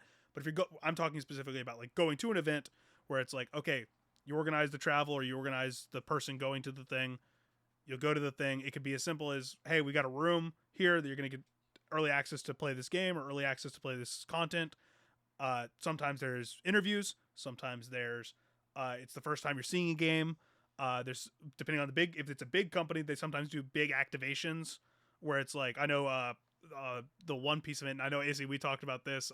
No, we probably didn't. That might have been right before. When did you get brought on at Dot? Like what month? 2023. Okay, so yeah, no. So this was before your time. This was like this is when Ross and I were still fighting to get people to be able to go to preview events before you got there, and got told no. Bandai invited me out to go to the One Piece Odyssey preview in December, and they brought a pirate ship into the San Diego Bay. That's cool.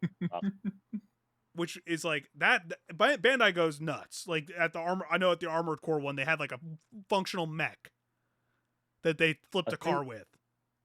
Aftermath. I'm pretty sure it was Aftermath.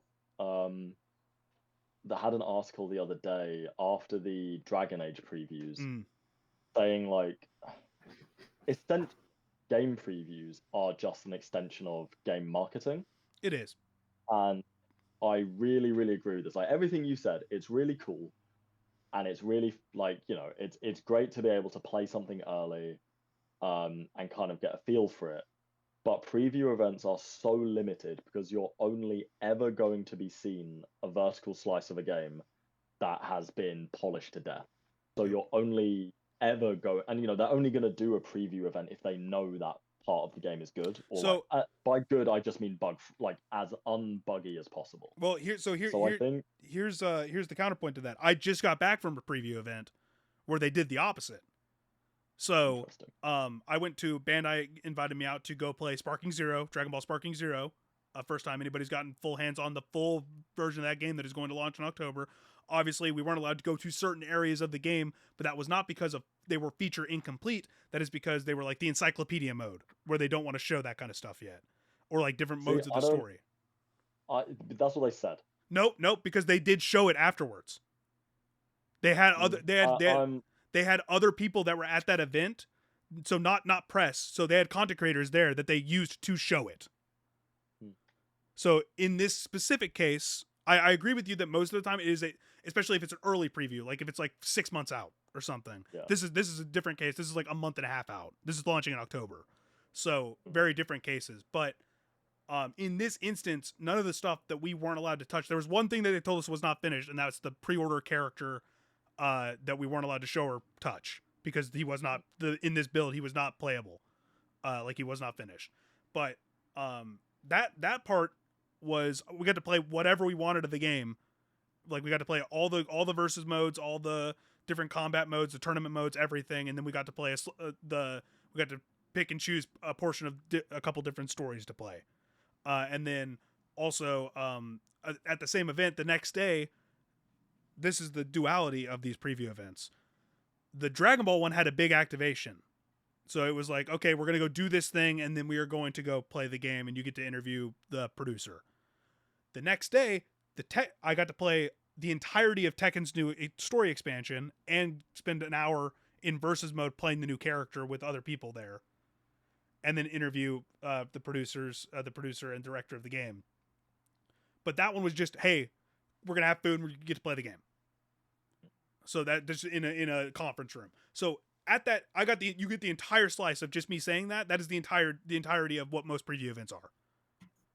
That might be more true of fighting games than that is true. But yeah, but then you also get like, okay, look at what Black Ops did with Call of Duty Next. Mm-hmm.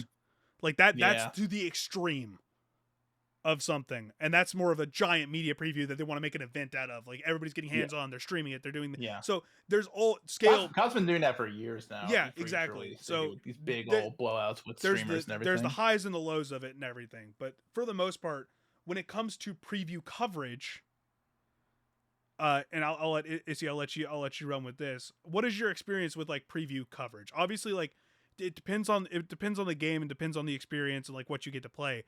because in my experience, depending on the game, preview coverage does better than launch coverage, because obviously it's more exclusive because not everybody has it. And depends on the game. Like Dragon Ball has been doing very well for me on my stuff because specifically, hey, no one has it and it's a thing people are really interested in. So, but obviously you're under tight embargoes and deadlines and stuff for it. You're traveling, you're doing all these other things. You have to edit your footage a specific way if you're doing video because they don't just want you uploading full B-roll. You can't mention certain things, so you have to abide by different like letters of the law for what can go out when. So like, just kind of speak on the preview element of it, because I've talked about it recently enough that I want someone else to speak to the audience about it.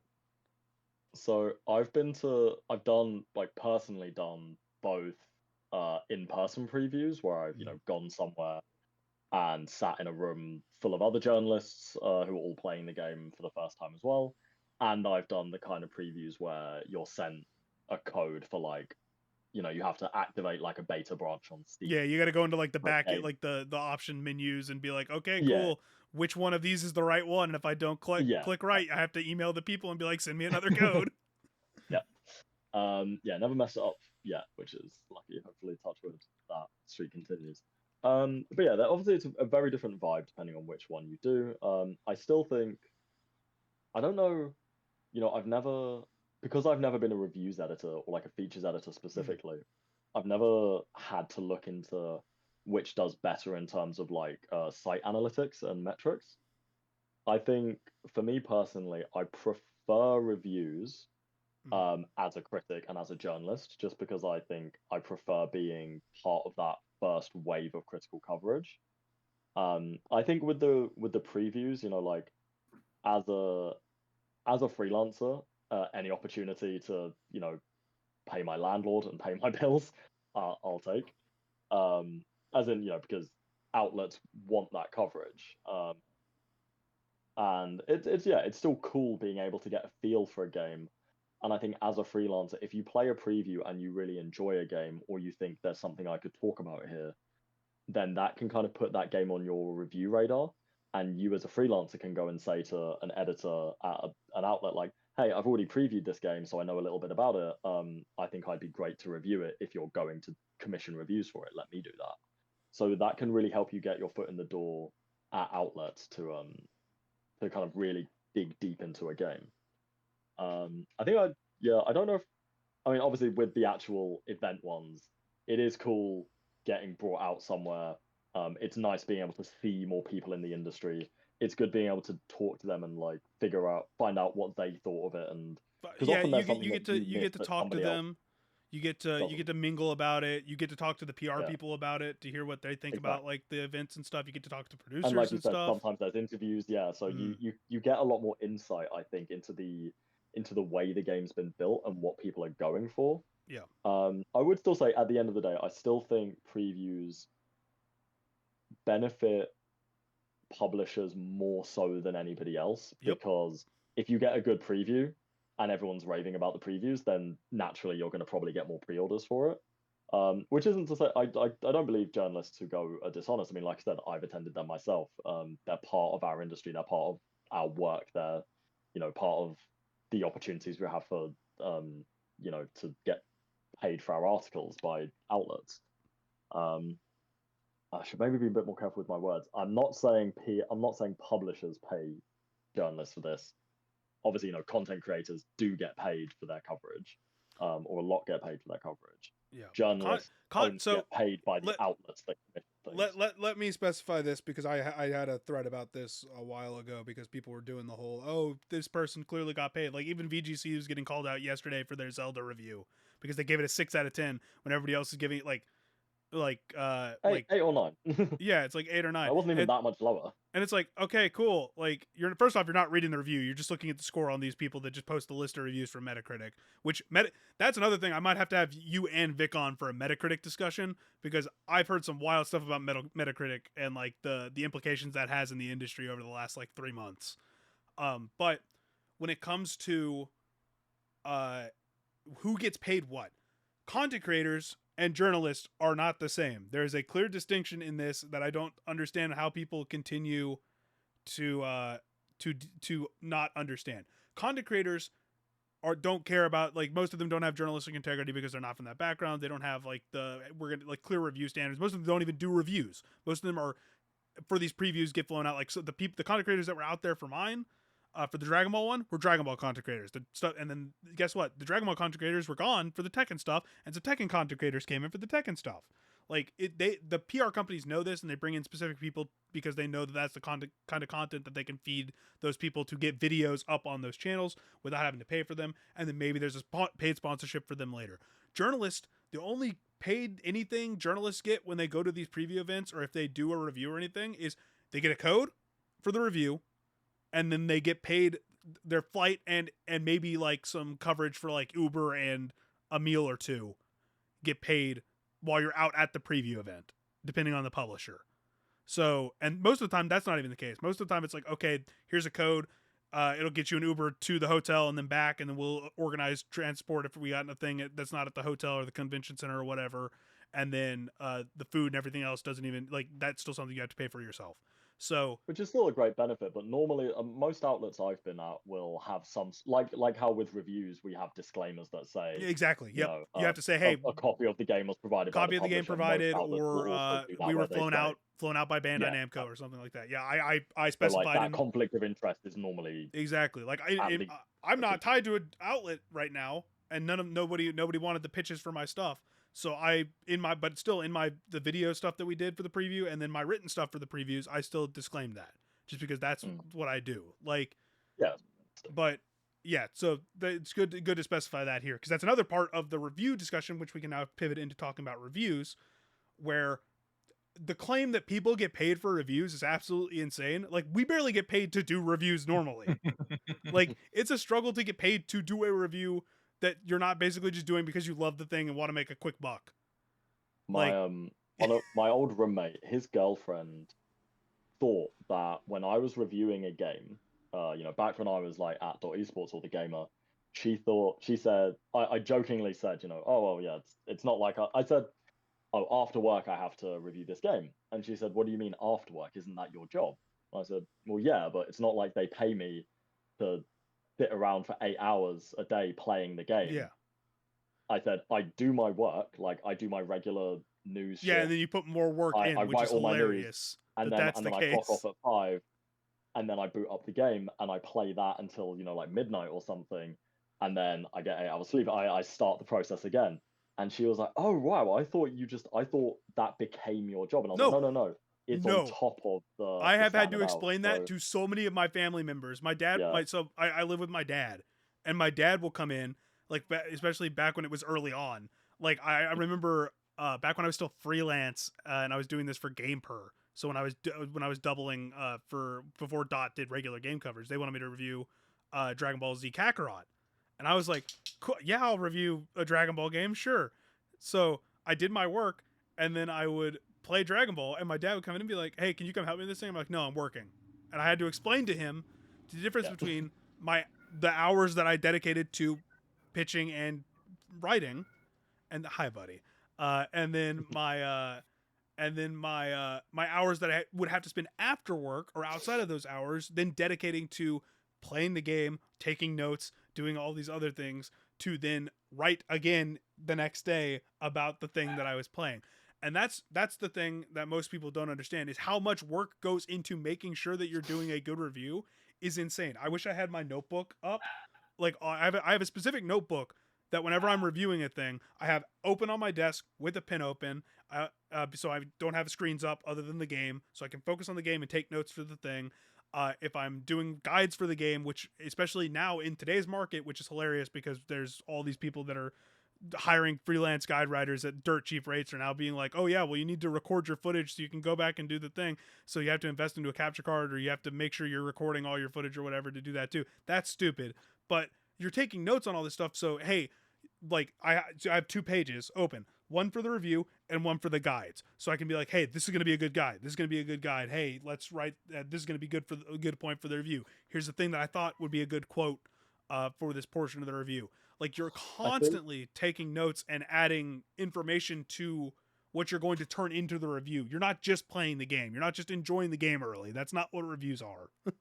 Yeah, I think, yeah, I mean, for one, it's a completely different mode of thinking and being. Like, you're not playing it for entertainment and relaxation. You're playing it as a critic, so you're a lot more engaged mentally, I think, when reviewing a game, and so it's a lot more taxing.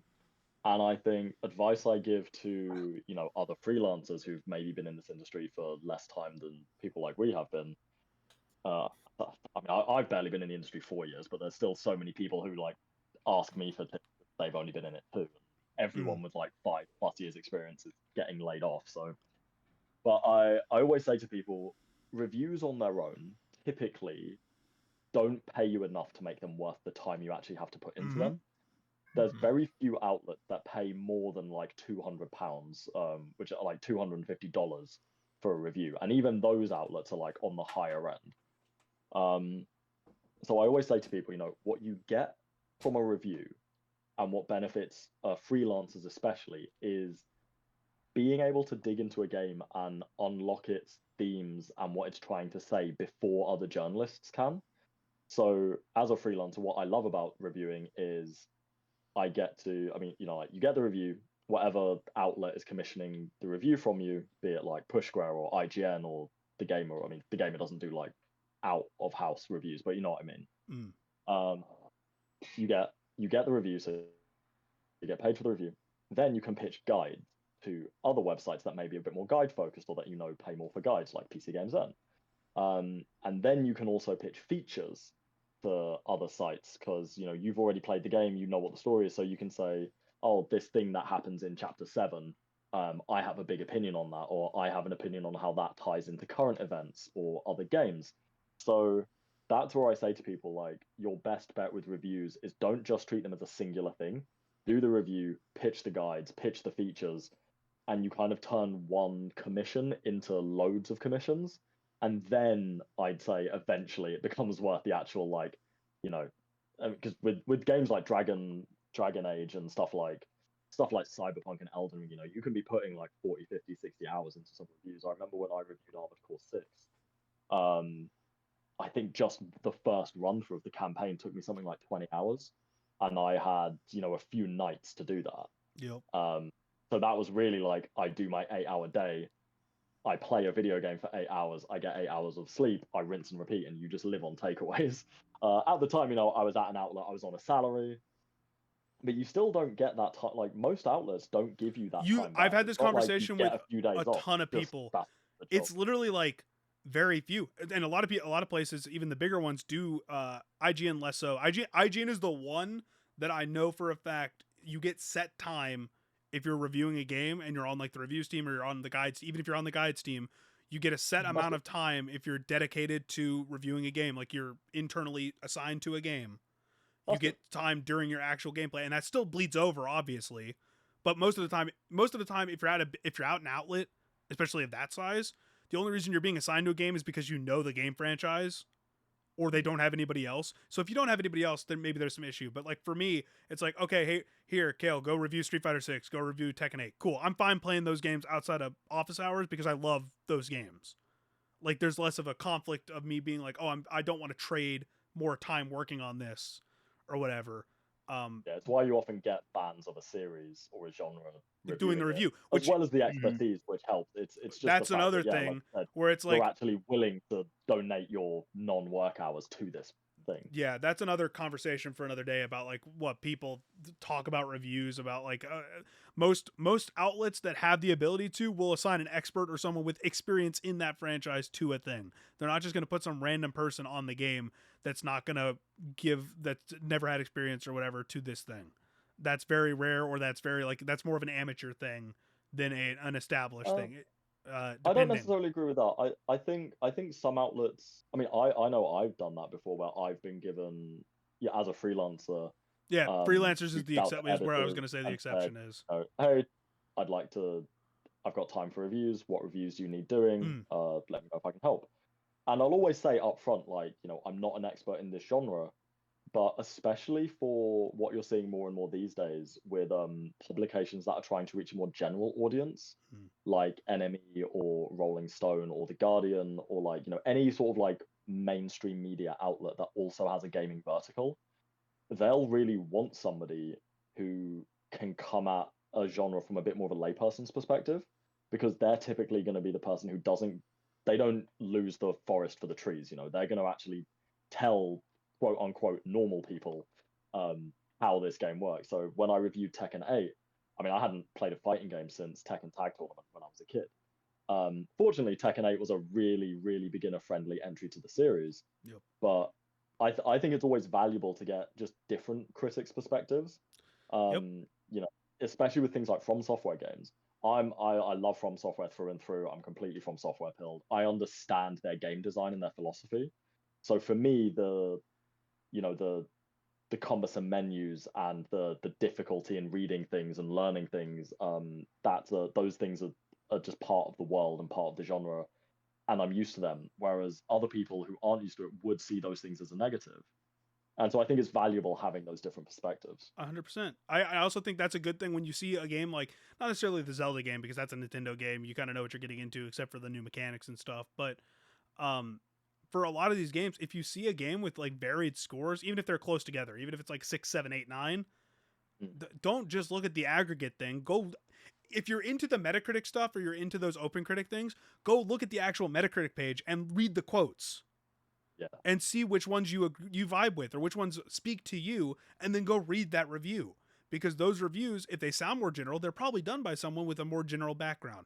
And maybe that person will speak to you on why you should or shouldn't play the game. If you're someone who likes the game, I mean, if you like the franchise, you're probably already going to get the game anyways if the reviews are good or the initial impressions are good. But go actually look at if you're into the Metacritic stuff, don't just look at the people who post the Metacritic scores or the totals or the averages on their YouTube pages or on their Twitter feeds or whatever. Go to the Metacritic page for the game, scroll through, and read the quotes of the people that are confirmed outlets or whatever on that page, and see which ones speak to you, and then go read and get more knowledge about why they are talking about the game that way. Because that will help you learn more about the game, learn more about the philosophy, make more informed purchasing decisions if you're on the fence about something. And that's what reviews are there for. They're not just there so people who have a background in critiquing things or people with a lot of experience in writing about games can talk about a game they like or don't like. Like, that's not what it's there for. It's fun to do. That's why I like it. Yeah, well, 100%. So, and then to your point earlier about the hours thing, that's the big issue with a lot of these, is the hours input. I remember back in, it was 2022 now, when Xenoblade Chronicles 3 was coming out in July. And they were like, we can get a code for this game. Do you want to review this game? You're the only Xenoblade person we know on staff. Like the person who, like, that's the only game code I have ever personally gotten from Nintendo. Because people at Nintendo know how much I like Xenoblade. I knew you was the Xenoblade. Yeah, I literally got an email from a press contact, like, not from Nintendo's like normal PR people, that was like, hey, we have a code for you if you want this code. And I was like, bro, I'm already 20 hours in, because they sent it to me on like they sent it to me on a Friday and I started playing Thursday night. Like, oh, okay. I was like, I'm already playing it, but I said no to reviewing that game and no to covering that game, mostly because I didn't want to spoil myself on it. And the way Dot and a lot of these other places do is they just run off of trends and they'll just post things in a channel, and like Peter purring. He's purring into the microphone. Into the microphone. Like, he's getting deep.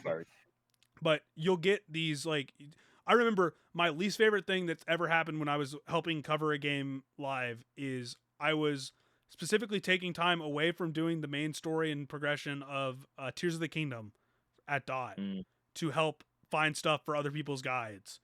And someone posted like basically like the biggest story spoiler you can post in the channel 3 days in, with no spoiler or no warning. And I'm just like, cool, now I have no desire to continue playing this game, because that ruined like the entire progression of where I was at in the story. That's something, as a games journalist, I come from my academic background is studying film and TV. And it wasn't a practical degree, it was a degree about how to learn to be a film and TV critic. Yeah. So very early on, I learned you just have to, if you're going to do this line of work, you just need to be okay with spoilers. Yeah, like, And I And am it to sucks, an but extent. like you said, sometimes Yeah. especially if I'm when I'm salaried at an outlet, even if there's a game I think, oh, I'd normally enjoy this game or this genre, if it's a story I really want to just enjoy at my own pace, I won't put myself forward. That's for why I review said for no that to exact Xenoblade. reason. Is because you're like, I don't want to be a critic for this. For this, I want to be a fan. Like, let me be a fan. The duality of how I operated at Dot is when we launched. So when Adam and I pitched Kevin on the Pokemon beat, I sold my soul. I'm never allowed to not look at Pokemon leaks anymore. I'm never allowed to not do this or that. Like, that's on me, and that's fine, because Pokemon I don't play for the story. Sure, I get spoiled on some cool twists or some cool inclusions or whatever, but it never ruins the experience of playing the game for me. Yeah. For Xenoblade, especially Xenoblade Chronicles 3, I'm like, if I get spoiled on this game, I'm going to fistfight someone. And they were like, oh, well, we want you to review this game. And I'm like, I'm not getting a code until the day it launches. Oh, well, can you do a review within the first week? And I'm like, this is at minimum like a 25 to 30 hour story. But Xenoblade games, the people who want to read a Xenoblade review or want to learn about these games want you to do the side quest, want you to do the extra stuff, want you to find all the characters and do all these bosses. So, and then for me, wanting to experience it and give the best experience and roundup I would do, I would want to spend as much time doing that as I could. That makes those games 100+ hours. Just like reviewing a Persona or a Metaphor. Like, Metaphor is going to be a wild one.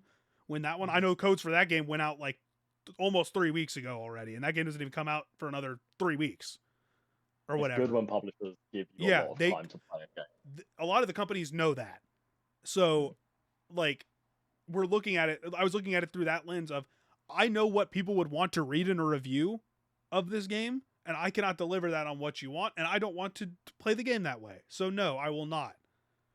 And I'm not going to do that. I'm not writing guides like that, but yeah. One thing regarding reviews and previews that I can actually speak to as a former editor is, I know generally, unless you are a site like IGN, your reviews typically aren't the things that pull in lots of traffic and new readers. Mm-hmm. Because the problem with reviews is everybody publishes their reviews at the same time. Mm-hmm. So while yes, you are that first wave of criticism, so are like you're one of 30, you're one of 40, you're one of however many. Yeah. So it's hard to stand out. But what reviews do is they prove a site is not.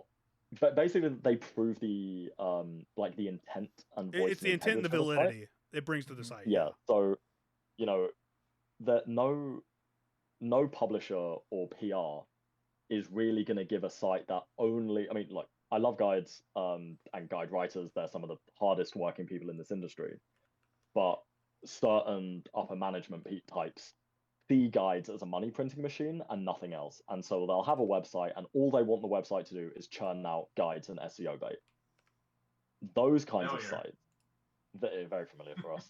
Those kinds of sites aren't going to get access to developers and interviews as sites that, still do. The Gamer, for example, publishes a lot of guides. I was a guides editor as well as being a news and features editor there. I was a guides editor there. We published a hell of a lot of guides, but we also had a really strong features team and a really strong news team. So sites that do everything get the access, because obviously you want a site with voice and with writers who are dedicated and specialized in interviewing and reviewing to bring these stories to people. Whereas you're never going to look to an SEO farm and be like, hey, do you want to interview the creative director of this game? Because, why the hell would their audience be interested in that? Their audience is Google. PR people for games are way smarter than you think. Like, they read stuff. They know.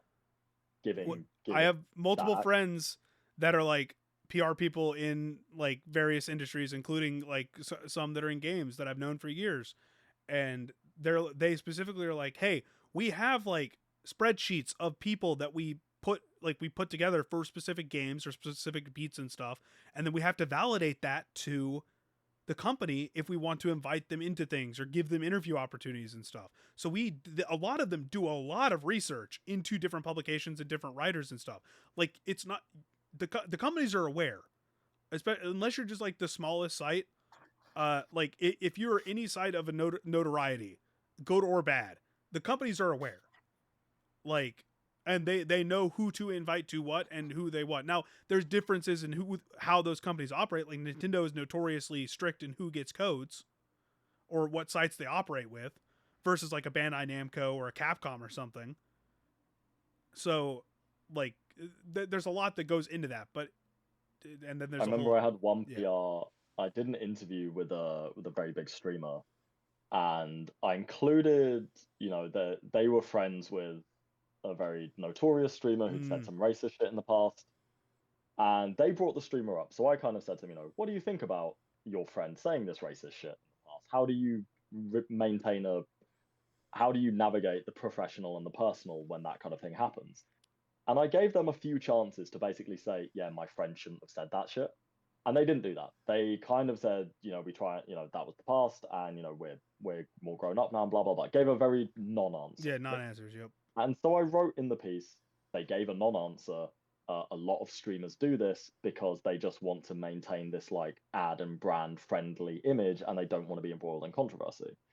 The PR who'd set that interview up badgered me for like a good few emails asking me to change the editorializing in that, and I said, I no. think I might know who the person you're talking about is. I was like, I stand by what I said. I gave them many opportunities to say something different, and they didn't. I'm not attacking this one, like your person in particular. I've dressed this up as this is just a general issue that happens with lots of like big content creators, like it's an industry-wide issue, and I'm bringing attention to it because it's a valid issue.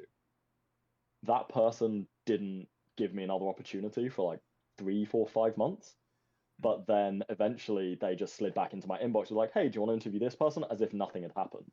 Yep. So I know a lot of people get worried that, if I give a bad review, or if I criticize somebody in an interview, that I'm never going to work in this industry again. And again, it's a problem with games in that the access we need is so limited, if depending on where it's so at. limited, yeah. And like it's not so only limited in the terms you're corporations. talking about, but it's also limiting in the terms of, oh, hey, you're not tied to a publication directly, exactly. So we're not giving you an opportunity because you're not tied to a publication. Yeah. So it is tricky, but at the end of the day, I think if you just keep working and you're putting out good work, then these PRs and these companies do come back to you, even if you've done something that has pissed them off.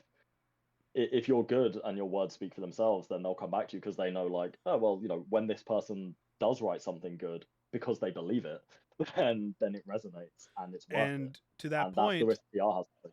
Yeah, to that point, hey, guess what? The PR people know, like, if you're being genuine, or if you're being, like, if you're giving them a fair shake. Like, if you're giving them a fair shake in the article, like that situation, streamer stuff is very, especially if the PR people for streamers, that is very specific, and like that is very volatile, and I don't like dealing with that a lot, because those people are very much like, oh, we wanted you to write it this way, and I'm like, okay, well, that's not what I agreed to do when I agreed to whatever. But put out a press release then. Yeah, and then so guess what? On the game side, again, PR people are smarter than you think. Person sitting there reading, listening to this or whatever, like the PR people are aware that, like, they know if a game is going to be bad ahead of time. Like, there's a reason why some games don't get press previews. Maybe they get interview opportunities or something. Like, they're aware. Like, and if you're not just outright bashing them, they won't care. Like, there's a reason they're giving you the access and stuff.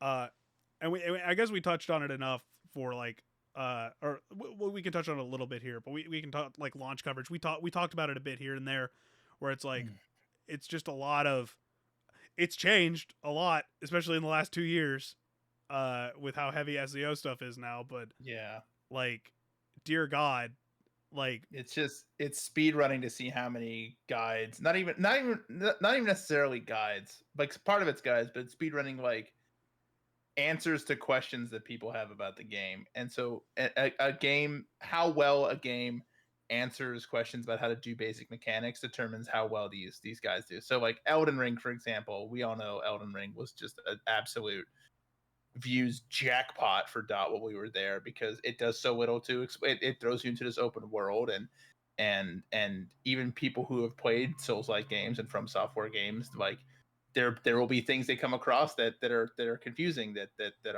aren't easily explainable. And so of course games like that, and just bigger titles as well, Pretty sure the every first sort. time I ever played Dark Souls, I had to Google, or Bloodborne, that was my first Souls game. I had to Google, how do I equip a weapon? Because it doesn't even do stuff like that. That's the stuff that immediately gets flagged in Discord or in the Slacks and everything, where by the people that are doing the thing. God, like, and especially nowadays, Scott, to what you're saying, it's like, it's not even like back with Elden Ring, it was still more of a like, hey, let's explain this really well. Let's do a guide on this. Let's do build guides and stuff first. Let's prep this. Nowadays, it's all like trends. Hey, here's the list of things on a Google Doc to go, or a sheet that we need to cover in priority number. Whoever gets it gets it. If you're, it's especially like the last like 6 months. I know the last 3 months at Dot were miserable in terms of how they would just like, and like they would just be like, okay, here's the sheet, and even if I was the one, I like.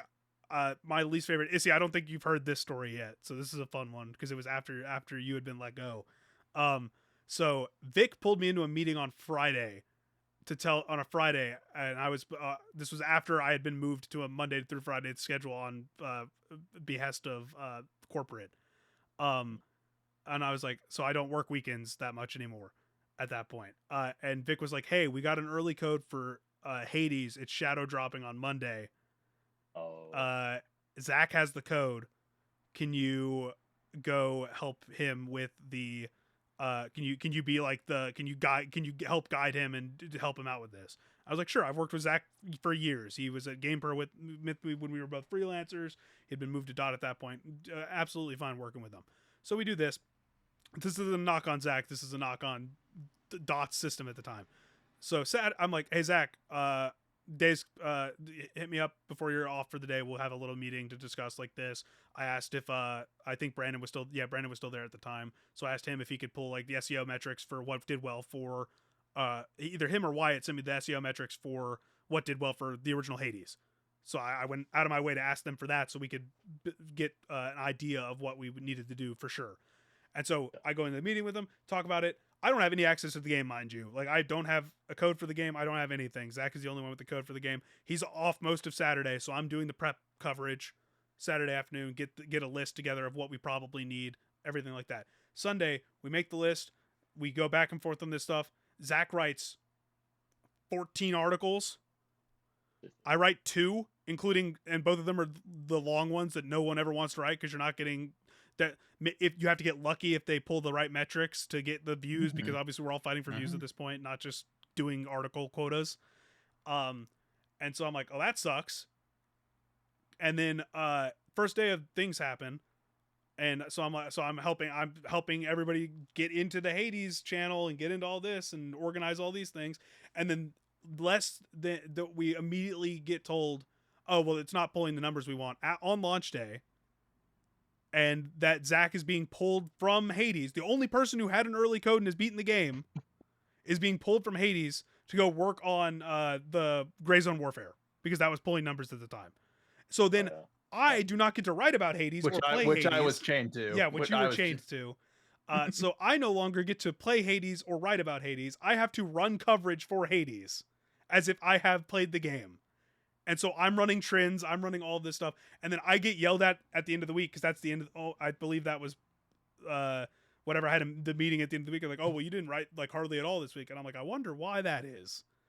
So that if that doesn't explain the gist of how smaller publications, especially at poorly run websites, or at these smaller websites that are just focused on mostly SEO and then doing news where they can.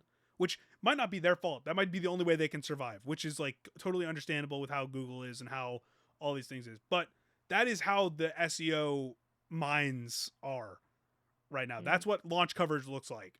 And that's just one example. Wuthering Waves dropped. Same thing. Make a list. Here's the trends.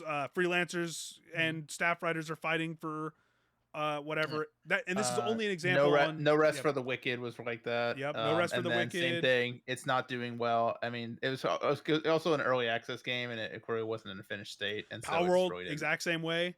Power World, yeah. Like, but Power World did really well. Everybody got Power World was crazy. Issy, That's the issue. Is you have these games that when I was a freelancer. You have a lot of these games that pop off, and then that's their jurisdiction or their justification, excuse me, for being like, oh, this method's working. It's like, no, it works sometimes if a game is like really crazy. Josh does the review for Power World. It's like, hey, Josh did the review for Power World and did a bunch of prep, and it's starting to do well. Can you and Adam pivot off of whatever you're doing to go help run that? And it's like, cool, I haven't even played the game yet, but sure, I can help run coverage for this, which is going to hurt my own metrics, which I've already been yelled at about my numbers going down. But you want me to help run a beat that don't have time to run, and then they shift as many people as they over. I'm pretty sure like it would be like after like it was clear that Power World was doing. It was everybody. It was almost everybody. It was all hands on deck playing Power World. It was like a handful of people being like, okay, cool. Hey, you keep doing Lego Fortnite, because I was still doing numbers at that point, and it's like, oh, hey, you go do this or you go do that. You stay on your beat that's doing well. There's this event coming up, so we need someone on that. Everybody else is on Power World, and then like. It's just throwing spaghetti at the wall and hoping a single strand sticks, and that single strand is then hounded upon by every crow of an entire murder. Like, there's no room. And that's not the case at like bigger sites, and that's not the case at sites that plan their coverage out ahead of time because they want to cover a game or they need to cover a game or something. It's just that these websites that don't know that don't have coverage plans for these games in place and just wait until trends hit. I mean, Vic always had such a good mind for, which games to go after and where to dedicate people and their time.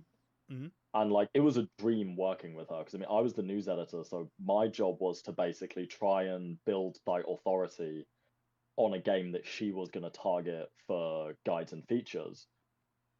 Because, news, you can build authority for something before it even comes out, because you just write about it and Google knows, okay, this is a site that writes about the game. And I think she always, for so many of the games that she was like, I reckon this will do well, that game did well. Obviously, no one in this industry is infallible and has a 100% hit rate, because sometimes the game that should, like Concord, should have been a hit, probably, got, taken offline after a couple of weeks. Historic flop. Who could have actually prepared for that game to genuinely just not only fail, but be taken offline? So, like, you get stuff like that happening, or you get an indie that comes out of nowhere, or, like Hades shadow drops, So you get stuff like that happening all the time where you just can't prepare for something. But seeing an editor who is so good at what they do and so good at planning coverage, and, when I was at Dot, who would always say, if you're working, like, a launch weekend, you can take those days off, like, the next week or the week after, so, like, so you don't actually overwork. Seeing them be blindsided by like upper management types who are clearly just looking at numbers and being like, oh, why don't we have 15? Like, if we've got 15 people on this game, it's going to pull in 15 times more traffic. It's like not how it works. My biggest question you can't have 15 people all writing early game guides. You need some people who are in that game deep, who can do end game stuff. You need people doing mid game stuff. You need people doing early game stuff. It's like you can't just throw 5 people at a game and expect all of them to like progress at the same rate. And it's going to be very interesting to see. With especially when I'm not going to get into the dot layoffs or the gamer stuff right now. I posted the giant thread the day before we're recording this, and I got my thoughts on that pretty clear out in the open. But with Vic specifically, seeing Vic get let go, I'm like, okay, cool. Who's managing the schedule now? Who's going after the codes now? Who's going to organize the freelancers? Because everybody there's a freelancer now. They're gonna make Rachel do it, and they're just gonna keep piling stuff on Rachel's plate until I would assume she goes crazy and takes the whole website down in a blaze of glory. Which I salute her when she inevitably does this. Salute, shout out Rachel. But yeah, that I think all these layoffs are preventable, and like so many talented people get let go. But yeah, it does seem truly baffling that they would get rid of the person that was running that literally the backbone of the SEO mine. Let's be honest. Every wave of layoffs they've done over the past like 2 years, there's been a number of people that were included that would be considered baffling that they've let go, including I would say all 3 people in this call. Look, I mean, I'll be honest, actually, like, when they got rid of me, I was sad that I thought it was uniquely cruel. The method and the timing. Before Christmas. Yep. That because going into freelance when everyone's on holiday and I can't get work until January, it set me back weeks. So that I think was uniquely cruel. Yeah. Other than that, I understand a site being like, we're not going after news anymore. Like we did an experiment with news. It hasn't gone the way we've wanted. Google Discover isn't working how it used to work, so news just isn't working for us. I get cutting news, but when you're a website or a group of websites that's geared towards SEO, and the thing is, like, Vic wasn't just she wasn't just there for SEO. She was the gaming editor, so her job was like she managed reviews, she managed the teams, she managed who was a lot on her plate. She managed who was on what. Yeah. But if I was getting a code and to cover a game early, it was through Vic. Exactly. But reviews and features, so the more in-depth, long-form stuff, that's what gamers have said they want to do going forwards. They said a lot of things. They've laid off their editor who does that. Or made redundant the editor who does that. Like press X to doubt appearing over my head. I'm not gonna. I mean, that's can't. What they've said, but, I can't share it on podcast right now because I did not get their permission to do so. But after we end this call, boy, do I have something to share with both of you that's fun.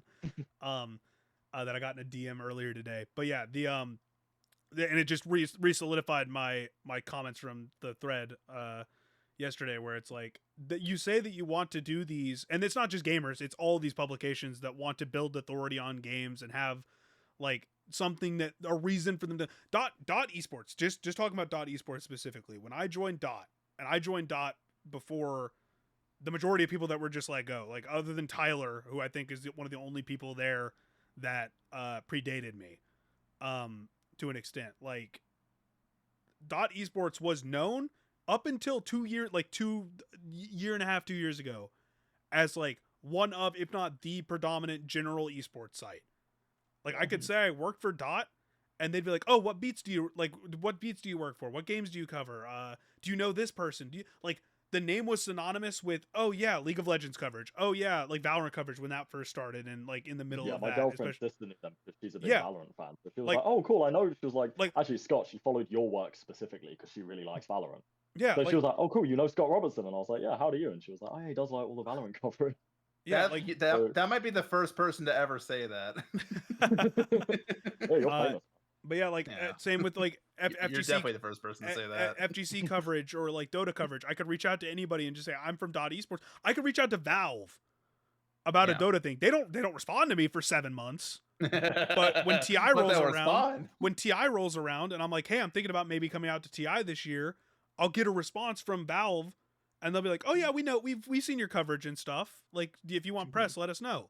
Like, but John Needham, head of esports at Riot, when I went to Champions 2023 in the press event, I was like, we were doing a Q&A and I introduced myself. He goes, oh, I read dot esports every day. Yeah. And so we have like higher ups at like major companies who like know what the work that we were doing. And this was as recently as a year ago. Yeah. Well, a year ago is the turning point. A year ago from like probably like June last year. Mm-hmm. No, I'll say so about a month before the AI stuff happened, the AI fiasco happened. That was when perception of dot started to change, because we had gone from basically doing esports and games to basically just being games. Mm-hmm. And less support was being put into esports and stuff, which is understandable given everything, but there was just no resources being put into whatever. I went to Evo that year and was asked constantly if my job was okay, if I was allowed to be covering half this stuff.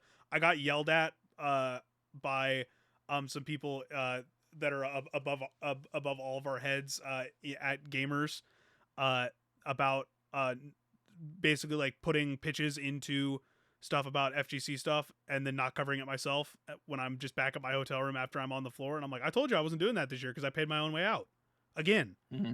Oh God, like, did you? every year that I got to Evo, I paid my own way out. I remember getting like a couple pings about being like, hey, are you grabbing this? It's like, no, I'm at Champions talking to people and trying to chase down interviews and do all that stuff. Let me phrase it this way, Issy, and this is I don't remember who published it. I think it was Isaac that told me later that this was an internal issue. So I had to work my ass off to get features done from my Evo stuff I had exclusive interviews with the producer and director of Street Fighter 6. And then also I got the only interview at that event with the composer, because I was the only one who asked to interview him when he was there live to perform. I was like, hey, I've got all 3 of these features done. I spent a week of my own time working on these, and I want to do Monday, Wednesday, Friday, publish them in the morning, and I can get them up and get them traction. All 3 of them, I went to sleep that night, woke up the next morning, they all got published at like midnight. All 3 of them just went up at the same time at midnight. And then I get pulled into a call later that month and yelled at for their performance. Why didn't these do well? And I was like, I at that point I had given up on doing anything beyond just like what I needed to do for coverage. Actually, because features weren't getting done. This is a good segue into like the last thing we wanted to talk about, which is, you know, like live events. And I think, again, this is something where as a news editor, I've organized, you know, at The Gamer, I've organized as part of a team the coverage and been, you know, not the lead news editor and kind of been like deputized as this is the part of it you're going to cover. I've been in that same position. Yep. At .esports, I was the lead news editor, so that was very much like my plan and my strategy of how we'd cover it. And I've also been on the ground myself, both as a freelancer and someone at an outlet, doing event coverage for Gamescom twice now, and also a Valorant tournament. It was a collegiate level tournament, but still a tournament. And yeah, they're another one of those things in the industry that they're like, I mean, we all do this job because we just love games and we want to see games be the best they can be. Lord knows it doesn't pay enough. Lord knows the hours are way too long. But like, there's something so uniquely both invigorating and stressful about actually doing an event.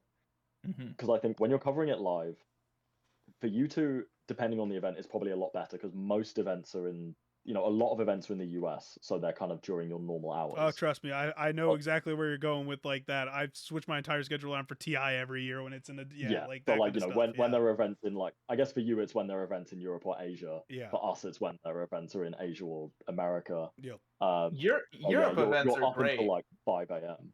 Europe events are great because they usually start like the normal morning time, and like for example, whenever Valorant events in Europe, that's my favorite because like I get up like it's like matches start at like 8, 9, relatively like not too early, and then you're done by like 2 or 3. I wish Valve would do that, and by that. But then if they're North America, they're all based in Los Angeles, so they're starting at like 4 p.m. my time, and then I'm not going until like 10, sometimes midnight. Like I think the latest I've been up waiting for an interview was like 12:45 a.m. And I just felt bad for the players who were still there too as well. And so we both were just like we both gone to the call and we both just like, I forget what player it was. It might have been Baby Bay. We're just looking at each other. We're like, all right. And then because we're both just like powered through, just being exhausted. For me, whenever it's like the Game Awards, those are the worst. Those are the worst. Back when I was covering that, that's like you don't finish until 4 or 5 a.m. because again, it's like LA evening time. Yeah, it's LA evening, and there's so many there's so much big news, and there's usually follow-ups afterwards, and blah blah blah. Like, and I want to give you a lot of credit for like, especially those big like streaming events and how you organized them at the time. Because before, do you want to know how that was organized before you got there? You want to guess who was in charge of it? No. No, me specifically. I would always get dragged in. Because my job description, half the things you saw me do it, my job description did not ever entail. Oh, yeah, I always knew that. I knew you were a bit of like I use this term endearingly. We I don't know if it's a US term. We use it in the US where we call someone like a dog's body, which is like this is someone who you can just tell them to do anything and you know that they can do it. Yeah, so, like, they're the kind of like the fixer. They're the generalist. Well, I know that term from I grew up watching. My dad's from Scotland, and I grew up watching Blackadder, and Baldric is Blackadder's dog's body, and I'm like, well, and so when he said dog's body, I'm like, that's not flattering. Like, I just think of Baldric, who's this imbecile who just has to do whatever he's told. Yeah, but like I mean it in terms of Jack of all trades. I use it in terms of like a generalist, a jack of all trades. Yeah, someone who you know. But I did also think it was a bit much because you weren't on like an editor's salary or anything, so it was a bit ridiculous. No, and like, but before you got there, it was way worse because they'd be like, okay, who's doing the run of show for E3, who's doing the run of show for Summer Game Fest, and I'm like, I wonder who's gonna get saddled with that, because Adam Newell's not gonna be up for it, or like they're not gonna be up for the entire time, or not gonna get up until showtime or whatever. So it would be one of us, and typically it would fall to me. So I have to organize the freelancers and organize the staff writers who want to help and ask around and be like, okay, here we're doing this, and I have to be the one calling the shots on like what games to cover or whatever for news. And like, so when you got there, I was like, fine. Like when Summer Game Fest rolled around that year, I was like, I don't have to do this. Like I just get to write. I just get to sit there and watch and then write a couple articles. Like it was my favorite. Like it's great. But yeah, no, like, and it felt so weird. So TI just ended last month, and the entirety of TI, I was like waking up at like odd hours because it was in Copenhagen, and I was waking up at odd hours to just watch. I wasn't covering it. I wasn't like, man, it was just a pain, man. Like it felt really weird not covering TI this year. Like I still got to do like I always did like the big recap, and I'm working on a piece right now about numbers and stuff comparing it to previous years. That's just me doing it for fun because no one's ever going to pay me for that. I was so grateful this year that I managed to actually go to Gamescom, because I went for the first time with the Gamer when they sent me, and they sent like a team of us. I missed it when I was at DOT because we sent Vic instead, so that was like fair enough. I think Vic and Adam went, so I was like, yeah, fair. Yeah. Like someone needs to man the desk still. So this year was my first time going as a freelancer, having to pay for it all myself, and luckily I had two friends who were willing to let me like crash on the floor of their Airbnb. I went by a train so I could take like a suitcase, and just took a sleeping bag and a roll mat. And almost all the coverage I've done, apart from the VR coverage I had that all agreed beforehand. Every other bit of coverage I got at the event, I got while I was out there. So it ended up being like a profitable move for me.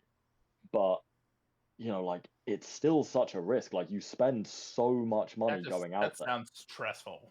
It was unbelievably stressful. Here's the flip side of that.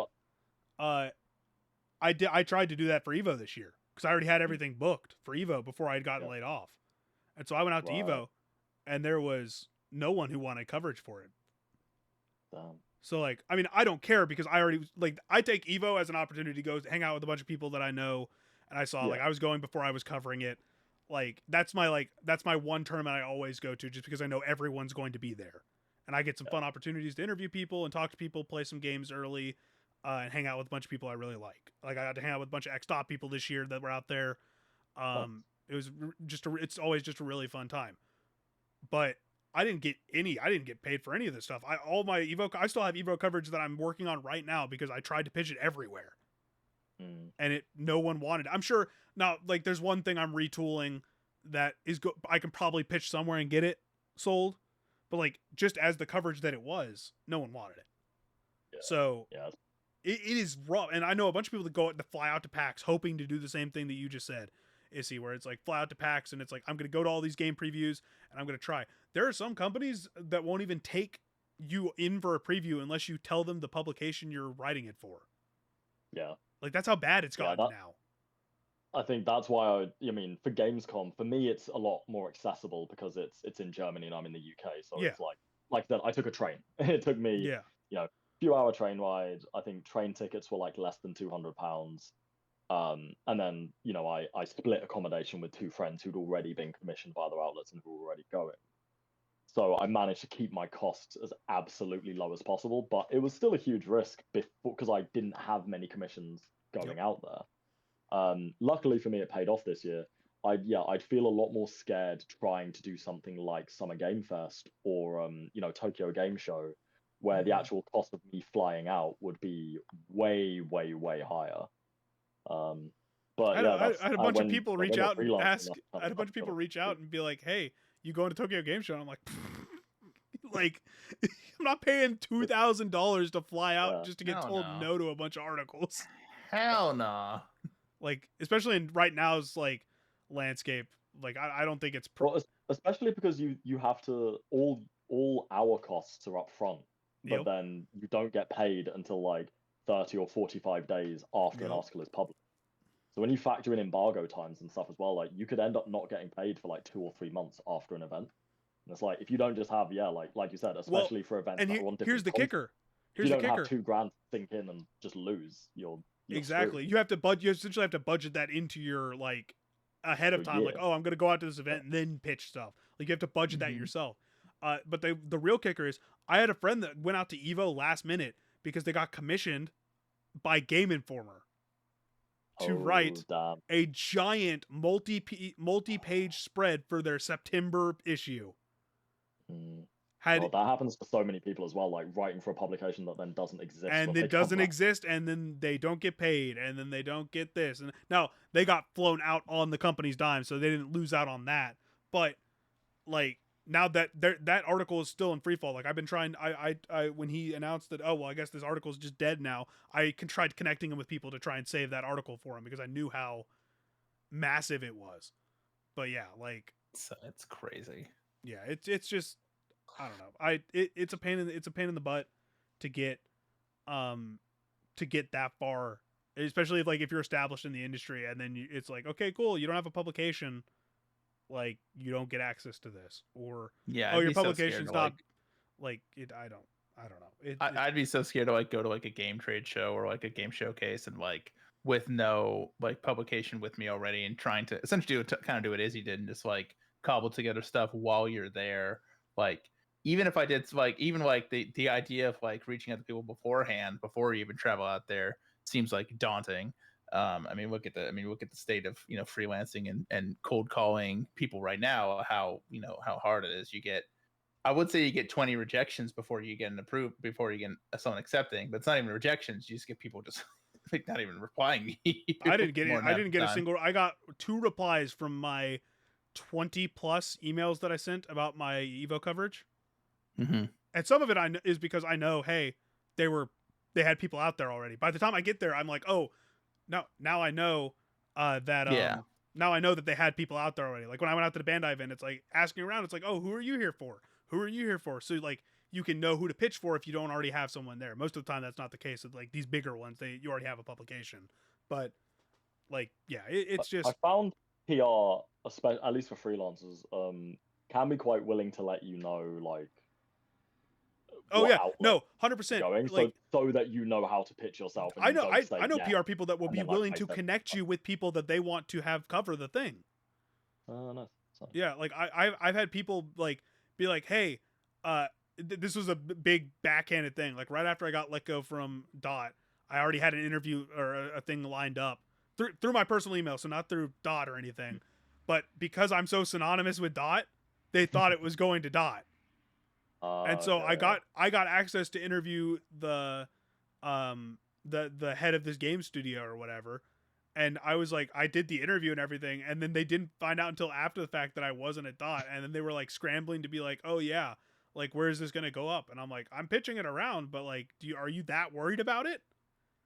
Like if you're that worried about, first off, if you're that worried about a single article, I think you might have some other concerns, bigger problems. Yeah, like if you're that worried about an article not going up on Dot Esports, like I worry about this. But yeah, I've had a couple situations like that pop up where it's like, oh well, like we thought we were getting coverage for this, or oh we thought we were getting coverage for that, and I might have to have you back on, Issy, to talk about the Metacritic thing I was talking about, because I'd love to talk about like the landscape of outside like that, how that stuff influences the industry itself. But like yeah, like it's a mess, especially with how freelance budgets are shrinking and outlets are disappearing. Layoffs are happening every other month at every publication. Mm-hmm. Like the dot ones, or the gamers ones were the big ones, just because that's like 30 people just gone. Yeah. But I mean, Dex laid off people 2 weeks ago. Screen Rant restructured. Game Rant's basically shut down tonight. What's happening? iMore, I'm pretty sure it just got shut down today. Oh my god! I mean, there's that one. I think there's a website that's shutting down that has been around for like 20 years that announced they were shutting down. Game Informer just disappeared in the blink of an eye. Like once Game Informer was gone, I was like, I had people messaging me about Game Informer going down that aren't even attached to the industry other than just being casual gamers, and they're like, "Are you okay?"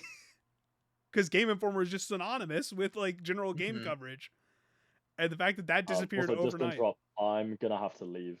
Nope, you're good. Shortly. Yeah, we're wrapping up now. We're good. We're wrapping up. But yeah, we've already gone way longer than I was expecting. But I told you when I invited you on, I was like, this is gonna be a mix of actual talking and just shooting the shit because I wanted to catch up. But yeah, like once Game Informer went down, I was like, okay, this is not just like this is a systemic issue, not a state of the industry being in flux.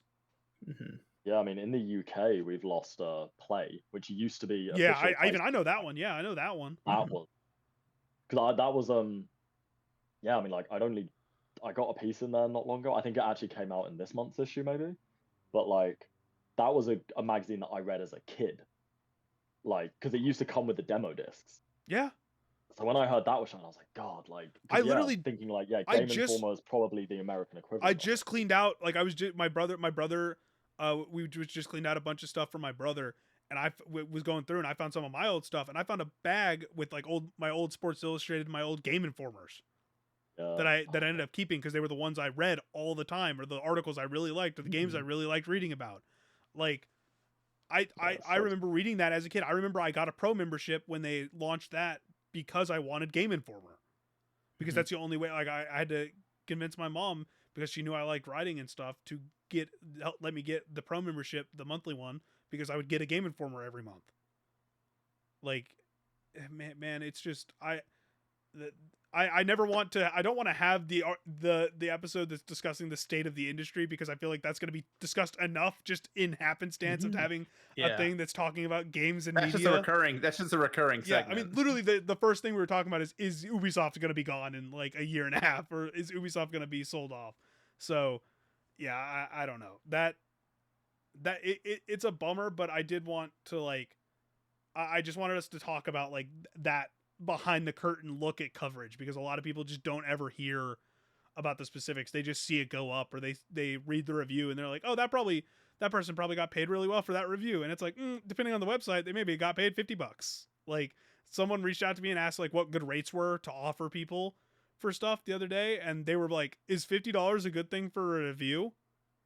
And I was like, no, nope, you're not gonna get anyone. You're gonna get like someone with no experience that just wants to write about it. And that's what a lot of these companies are banking on, is that they're just going to be able to get like the cheap talent. And I use talent lightly. The cheap writers that are willing to just do whatever because they want to write about games. It's preying on passion. And that's what the industry is terrible at, that even before all this. And now it's going to be even worse, because that's going to be it's already a dogfight between freelancers and staff writers. Now that there's less staff writers everywhere, it's just more people fighting for freelance and fighting for livable wages. So, but isn't that the story as always? But yeah, I think we'll wrap it up there. Issy, thanks for stopping by and chatting with us. Always good. Always good to see you. What do you want to plug? What recent stuff have you written? What outlet do you want to call out to give you money? Well, this is they've already paid me for this, so there's no need to call anyone out. But part of my Gamescom coverage went up on Rolling Stone. That was a very proud moment for me. It's always nice when you write an article for someone that you can tell your mum about, and they're like, "Oh, that's amazing." So yeah, that was cool. Now I'm really proud of the work I've done on Inverse as well. I wrote about Stellar Blade, and I wrote about Bloodborne. Bloodborne is one of my all-time favorite games. So yeah, those are probably the recent articles that I'm like, yeah, that's work I'm really proud of. Other than that, I guess just follow me on Twitter, Veed's tweets, VEEDZ tweets. Yeah, that's pretty much it. Stay tuned. Hopefully I'll get employed again. That'd be lovely. That's the dream, innit? Stable. The dream is that we don't all end up either permalancing and or leaving the industry and just doing this because we like talking about games. Because that's why Scott and I started this. Whereas like I was already doing stuff. Like I was already planning to do content stuff, because that's the only way you can get eyes on stuff if it's not in a publication. And it's like, I was already going to do that. And I was like, are you bored, Scott? And he was like, yeah. And I'm like, you want to do a podcast? And he was like, like both of us were like, gross, ew, white guys with microphones on stuff, and I was like, I don't care anymore. I'm desperate enough that I just want a platform. You brought an Arab guy on. You've diversified a little bit. That's good. Yeah. Yeah. We had Jess on. That's a we had Jess on. We did have Jess on already. We're getting all the check marks. Hey, my co-host on the.